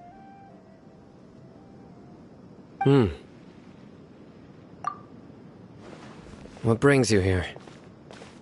We recovered well, and Tanari agreed to let us leave, so now we're out and about again. It seems Gandharvaville's medical treatment is still as good as ever. And Tanari is recovering well, too. That's good to hear. Yeah, you're the one who brought us to him when we lost consciousness, right? Thanks for that. You're welcome. Tainari has excellent medical skills, and Kale is quite attentive. It was the best place for you. But why are you just standing here like a dead tree? I'm meeting some people. Oh, you mean Candace? I've already talked with Candace and the village chief. They're still at the usual place. You can go there if you'd like to see them. But you know one of the people I'm meeting as well. Oh, by King Deshret's blessing, my friend suddenly appears in the desert. Don't tell me you've run into trouble and need us to help now. Raman! And... huh? Sataria? Oh, you know me? Oh, well, you're pretty famous in the academia. Don't worry, these are our friends. No need to be so guarded. I see. I'm doing well. Many good things have happened recently. Same here. Really, I feel that my whole life has started to shine after suddenly finding a new direction. Oh, tell us everything. Yeah, you go ahead. Alright, well, I suppose I should start by saying I've decided to leave the academia. What? It's not that I've given up on being a scholar. Instead, you could say I've found a new identity. I will no longer pursue research like a typical scholar, but I have not completely given up on my relationship to knowledge either. I can see what you're saying now. What do you mean? I plan to leave the academia and return to teach here in the desert. Wow, so you want to become a teacher? Sataria will return to support education here and teach people from the desert. She can't teach everyone on her own, but there are many of us Eremites all over Sumeru. She came to discuss a collaboration with me and hoped that I could bring her ideas to the Eremites. Yes, it's my hope that the Eremites can help me select a group of smart people with the best aptitude for teaching. I'll teach them, and after they've finished learning from me, they can go educate more people. That is the true meaning of education and the spreading of knowledge. The people of King Deshret suffer from sandstorms, exile, and ignorance. Miss Sataria is more than welcome to come teach here. Her arrival is like a star shining in the desert night. The stars have always guided caravans, thieves, soldiers, and travelers who get lost in the night. They lead those in the dark out of trouble and back to safety. Oh, please. Where's all of this coming from? I'm starting to feel a little embarrassed. You deserve these compliments. Mercenaries are accustomed to danger and don't fear death, which is why we recognize extraordinary actions that common people would easily overlook. Sataria's idea will bring much good to many people. At first, I feared it was destined to fail. Everyone knows that the academia doesn't allow scholars to teach in the desert without permission.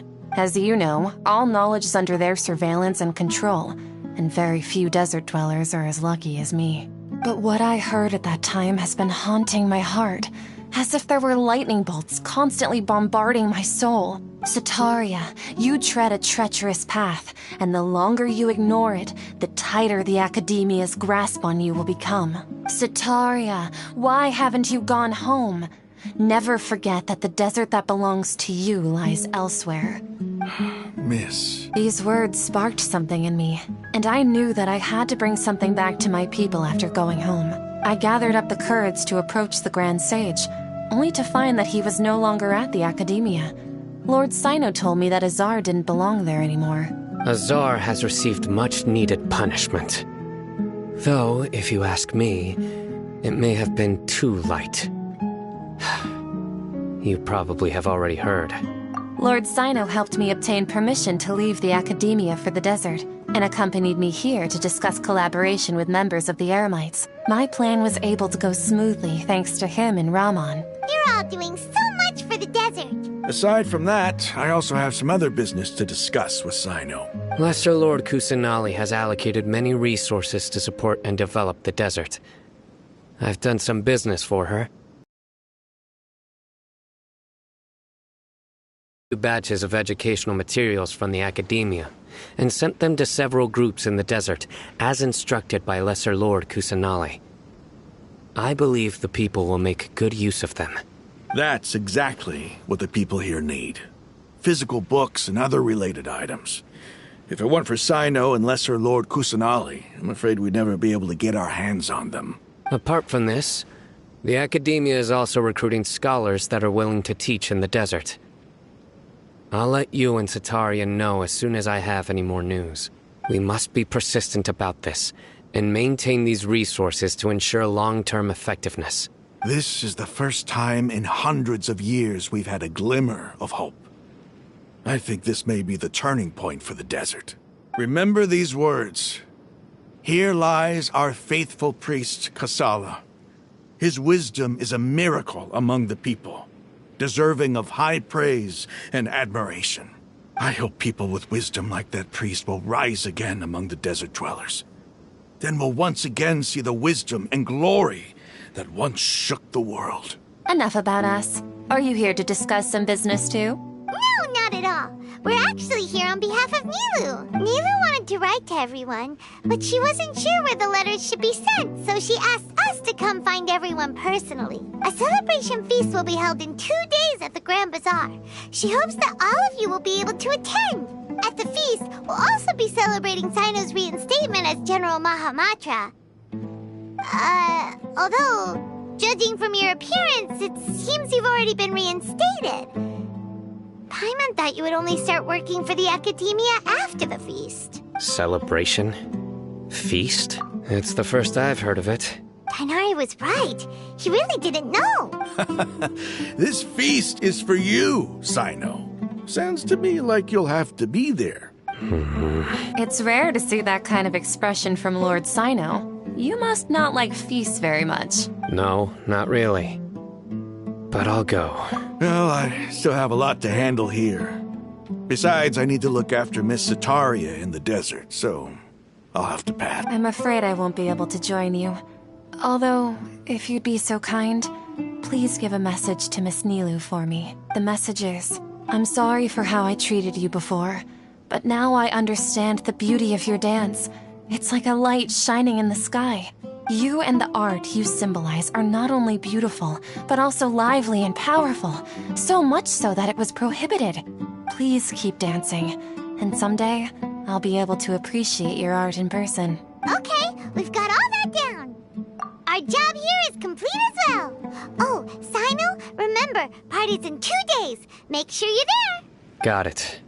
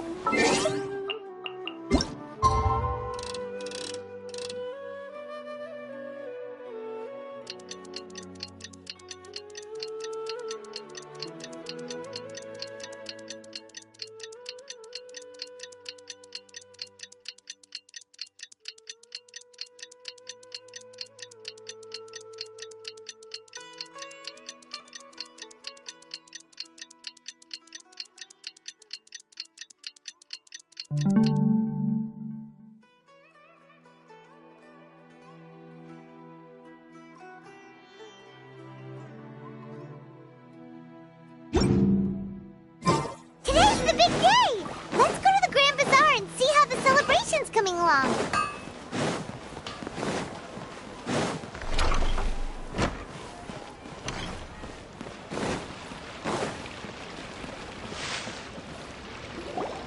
Everybody's already here. Looks like we're the last ones to arrive. I'm here.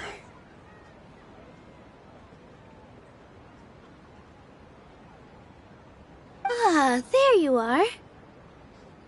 Well, look who finally decided to show up. You look like you came here immediately after finishing up some work. I'm very happy to see you here. But we're not late, are we? It's just that everyone else arrived ahead of time. I propose that the last one who arrived be put in charge of today's speeches. Nah, there won't be any speeches today. Oh, really? Well, even better. Come join us over here. Let's share some great food and drinks, and chat about all sorts of fun things. Everything looks quite good. Wow! Paimon can't wait! Traveler, just look at all the delicious food here!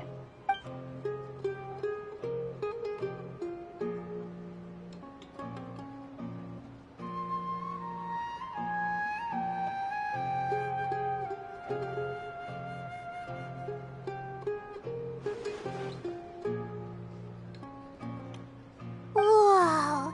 It's so delicious! Oh, this grilled meat tastes amazing! The food was specially prepared for you by everyone in the Grand Bazaar. And we have gifts that were sent by the residents of Sumeru City when they heard we were holding a feast. Everyone that came said that you saved Sumeru, and wanted me to thank you all on their behalf. Ah, feels kinda nice to be seen as a hero. I could get used to this. Being a bodyguard is also a hero's job. You've always been amazing, Dia. My lady sure has a way with words. Thanks. I'm glad. And I'm happy to meet everyone that participated in the great plan. Don't mention it. Come to think of it, we've really done something impressive together. It's unbelievable. We owe it to our abilities. And luck. Really? Why do I remember everybody thinking that luck was against us and feeling like we hardly had a chance of succeeding? That's how I remember it too. It's luck that brought us together, and it was luck that let us form a team. Then, it took even more luck for us to formulate a plan and implement it successfully. Moreover, judging from the results, everything worked out well. Yeah. Everyone gave it their all when it mattered most. It was almost like a performance. We took the stage and put on our best show. Everyone played their part. And thanks to everyone's efforts, the performance was a great success. So, would you say we're good actors too? It's such a blessing that Lesser Lord Kusanali was able to return to power at the Academia. Yes, even after being abandoned and neglected so many times, she's finally returned. Uh-huh. Lesser Lord Kusanali once used all her power in a great disaster, which resulted in her losing all her wisdom and memories of the past. The Academia basically abandoned her because of it. This should be something everybody should remember. Huh? You look surprised. I didn't say anything wrong, did I? No, everything you said is correct. That's good. Something wrong? Yeah, what's with that face? You knew all of this already. Even if those two giants of the Academia are here, I still have to say it. Those sages really have some nerve. 500 years ago, Lesser Lord Kusanali used all her power for the people of Sumeru. And what did they do in return?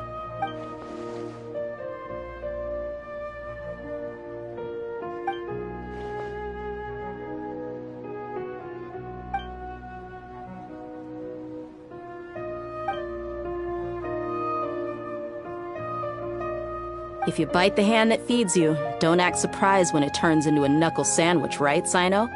Perhaps I shouldn't say this, but their treatment of Lesser Lord Kusanali calls for a more severe punishment. You could simply tell Lesser Lord Kusanali that you wish to have Azar and his accomplices severely punished. I respect our deity's decision, and won't interfere in any way. While we're on this topic, why didn't you accept the Academia's invitation to become the Grand Sage? Are you trying to say that I'm fit to be a sage? Not at all. But every person handling the selection process has said that you are the most suitable candidate to lead the Academia right now. Why? Because he dethroned Azar from power? Could you try to put it another way? This is a good thing, yet you're making it sound like I overthrew Azar for my own personal gain. But seriously, though, I always wondered if you had some personal motives behind it. I did have my own motive, but it had nothing to do with being a sage. If the rules of our nation were suddenly cast by the wayside, then it wouldn't be long until chaos ensued. I had no intention of letting their dreams disrupt my life. By that, you mean your life working as the Academia's scribe? Precisely. Wait, is that all? So, that's the only reason why you joined us and came up with all those plans? It's reason enough. You've certainly got quite the personality. You flatter me. All right then. How about you? You've already resumed work as the General Mahamatra, right? That's right. Will you be happy with that life? It's not about being happy. There are merely a lot of things that I must do. Even so, keep your spirits up and try to be happy, okay? And try to smile more every day, just like I'm doing now. Thank you. I'll keep that in mind.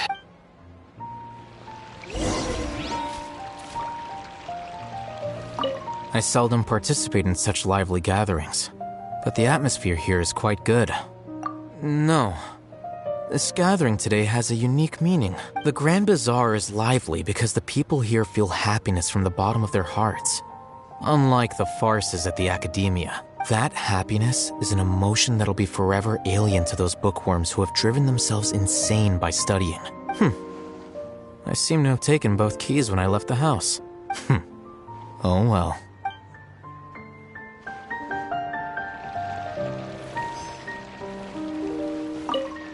My lady, the grilled meat over there is delicious. Have you tried it? Yes, I also tried some fruit just now. Oh, they're very sweet. What an amazing place to relax. No wonder everybody likes to rest at the Grand Bazaar. You said it. Oh, look who else is here. Hello. Oh, I'm so happy Nilou invited everybody. Oh, now I have the chance to meet all the heroes. Hey, less of that polite chit-chat and more eating and drinking. The feast is about having fun, not stuffy formalities.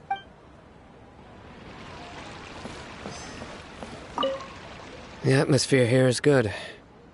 And everything is delicious. Yeah, I don't often come to such places. But it feels quite good. I have a lot to handle these days. Otherwise, I could show you around. There's always next time. We're friends after all.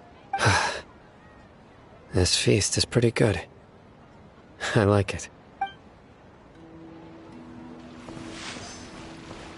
Ah, there you are, traveler. Well, how is it? Are you enjoying the feast today? If there's anything you're unhappy with, just let me know. I'll be sure to take note of it. That's good. It's the first time I've ever invited so many exceptional people to one place. I was a little nervous myself. You see, every guest here is quite extraordinary. It's unbelievable that we've got everyone together here. Almost like a fairy tale. Make sure you live it up tonight. I'll be happy as long as you're enjoying yourselves. I'm honored to have her think of me this way. If I have a chance in the future, I would really like to invite her to one of my performances. I can't explain why, but I just feel elated right now. Thank you.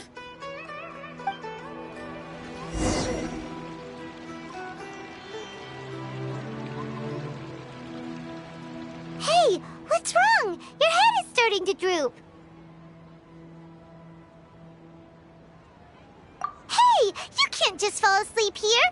Paimon will go find something delicious for you to eat. You'll wake up once you've put something yummy in your tummy.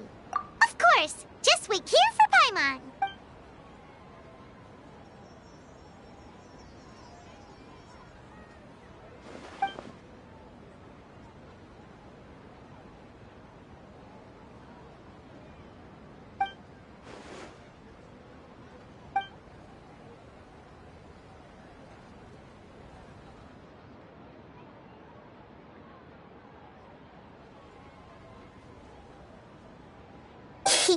It's me.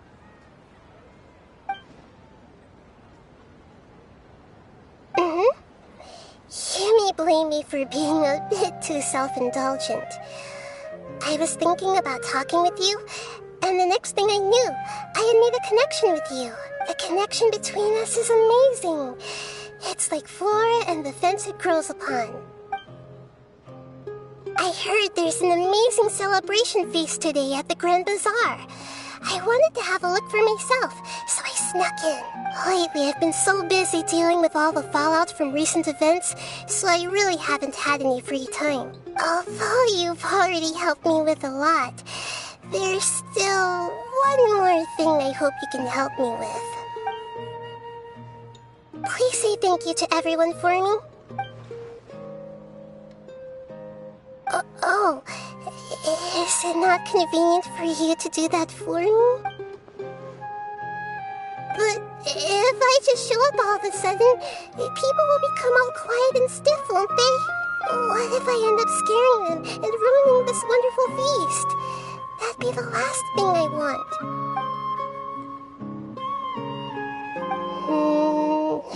Let me think about it. Okay.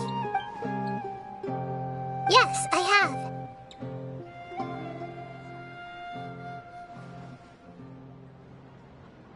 You said I should go thank everyone as myself, right?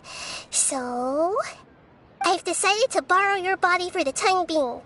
Please don't blame me. The flora also climbs up to the fence to get closer to the sky.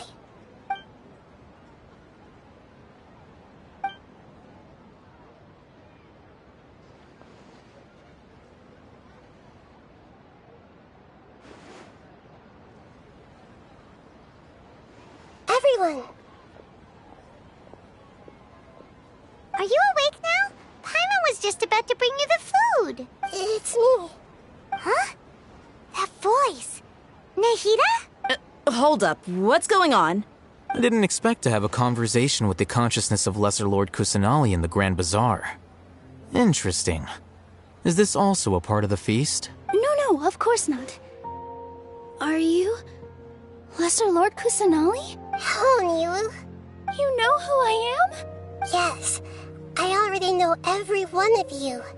Nilu, Alhaitham, Sino, Dia, Paimon, and Dunyarzad. Lesser Lord Kusanali?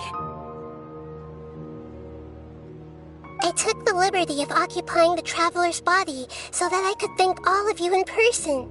Thank you so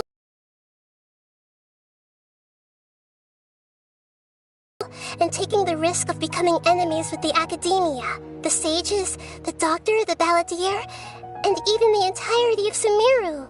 Without you, without any of you, I would have been in a much more difficult situation. Had you not helped me to resolve the crisis, not only I, but Sumeru and even the entirety of Tevat would have suffered great misfortune. People refer to you as the heroes who managed to rescue a god. I'm quite fond of this name. It not only explains your identities, but also bears witness to your relationship with me. Please, allow me to present to you my most sincere gratitude. Lesser Lord Kusanali, you have done so much for Sumeru, and I didn't even have a chance to do anything for you. You don't have to do this. Dunyarzad, the suffering you endured during your illness is also proof of you being with me and praying for me. Thank you. You don't need to be so ceremonious. It's always been my duty to protect you. This is how the relationship between the Academia and Dendro Archon should be. We just did what was necessary and set things back on the right path. You're an Archon, but you act so humble. You really don't need to be so polite with us. I'm honored to have been able to take part in this plan. I hoped you liked the dance I dedicated to you. Thank you, all of you. Thank you so much.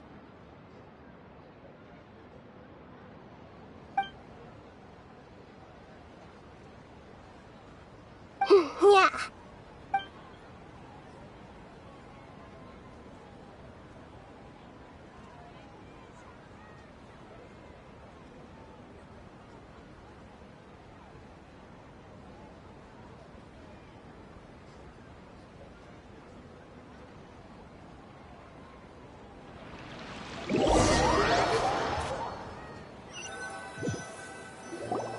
Are you awake? Did you rest well? After Nahida left, you ate a lot of food. You've become a glutton. That just means you still have a lot to learn from Master Paimon, the Sage of Gluttony. All right, since you're awake now, should we go and have a chat with Nahida? She should be in the Academia right about now. If you have any questions, now's your chance to ask.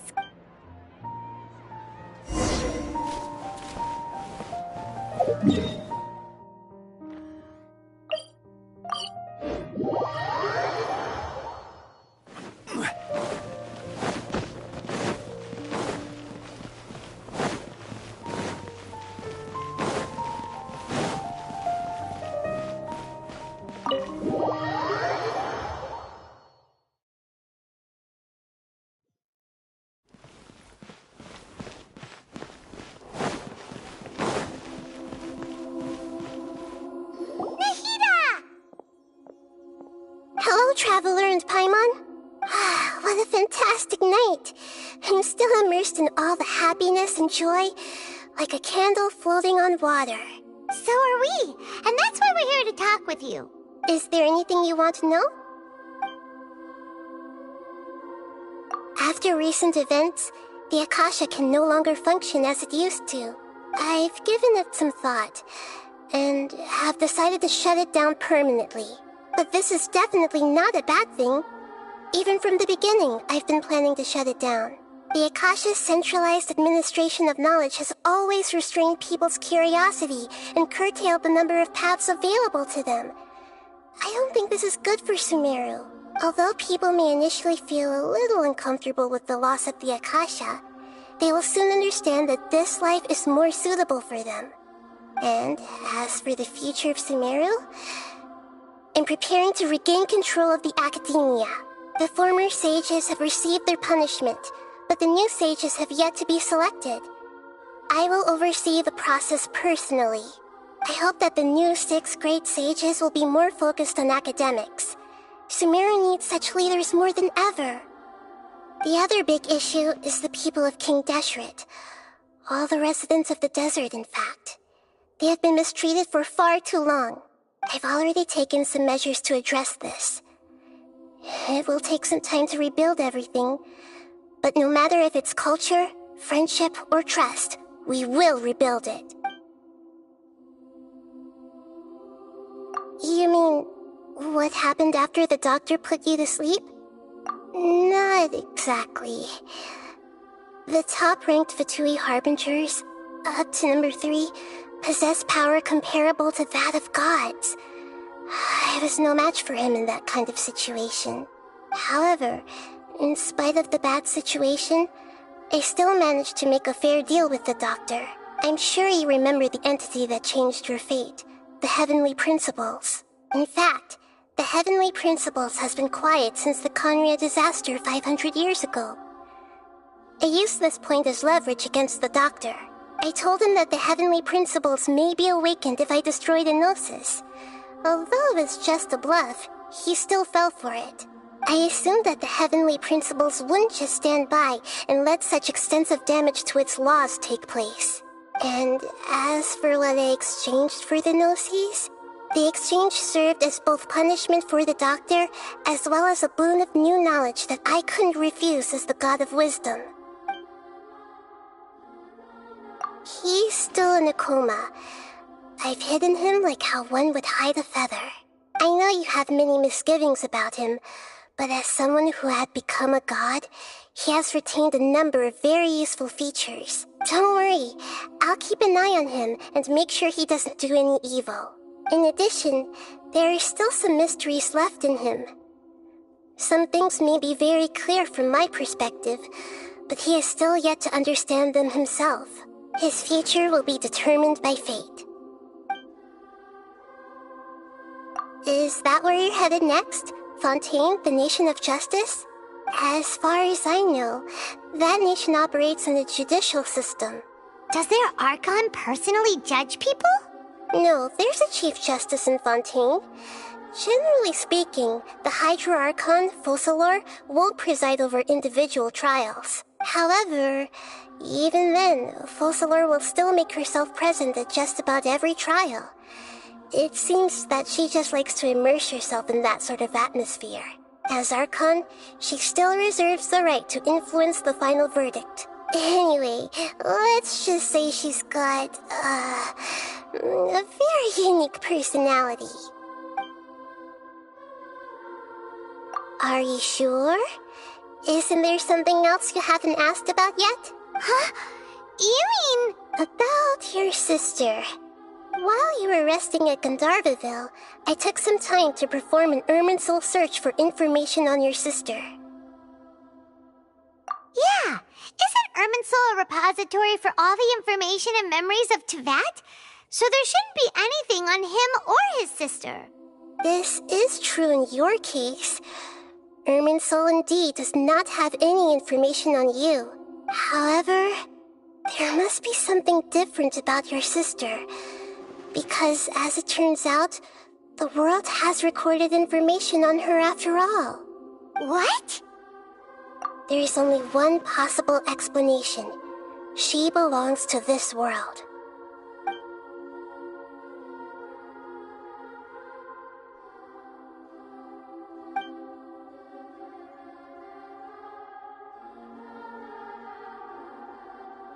But nothing about this makes any sense! Wasn't this your first trip to Teyvat? According to the records I was able to access, your sibling suddenly appeared in Conria. After the Conria disaster, she began her journey through the 7 nations of Teyvat. But just as her journey was about to reach its conclusion, the Irminsul records on her suddenly become fuzzy. What do you mean, fuzzy? Did something happen to her? All I know for sure is that somebody, for reasons only they can know, is deliberately obfuscating her fate. And whoever it is, if they can do that, who knows what else they're capable of. But even that wouldn't explain how she somehow comes from this world. Something else I noticed was that according to these records, the Fatui have not classified your sibling as one of the Descenders. What's a Descender? Paimon's never heard of it. Look, I'm sure you must be curious about the information I received from the Fatui in return for my gnosis, right? A very important part of the intel was about this world's Descenders. External beings, ones that don't belong to this world. Traveler, you are Tevat's 4th Descender. Huh? So the Fatui count 3 other Descenders before the Traveler, and his sister isn't even one of them? That's right. My current hypothesis is that the first Descender was likely what we now call the Heavenly Principles. As for the other Descenders, I still need to verify their existence. It could take me some time. Paimon's head's about to burst from all this crazy new information. And yet, even knowing all this, I'm sure you must still have a lot of unanswered questions. I must say, I truly regret that I can't help you more as the God of Wisdom. There are many questions in my heart as well. I will need some time to go through each one of them. And soon, you'll also begin your journey anew and depart from Sumeru. I'm very interested in your future. It's a journey that can't be observed or recorded by this world. If fate is the ultimate knowledge, then your future will be the ultimate fate. Paimon's sure glad we got to meet you, Nahida. The pleasure is all mine. I can't thank you enough. Alright, that's enough talk for today. If you ever miss me, just close your eyes, and maybe I'll appear in your dreams.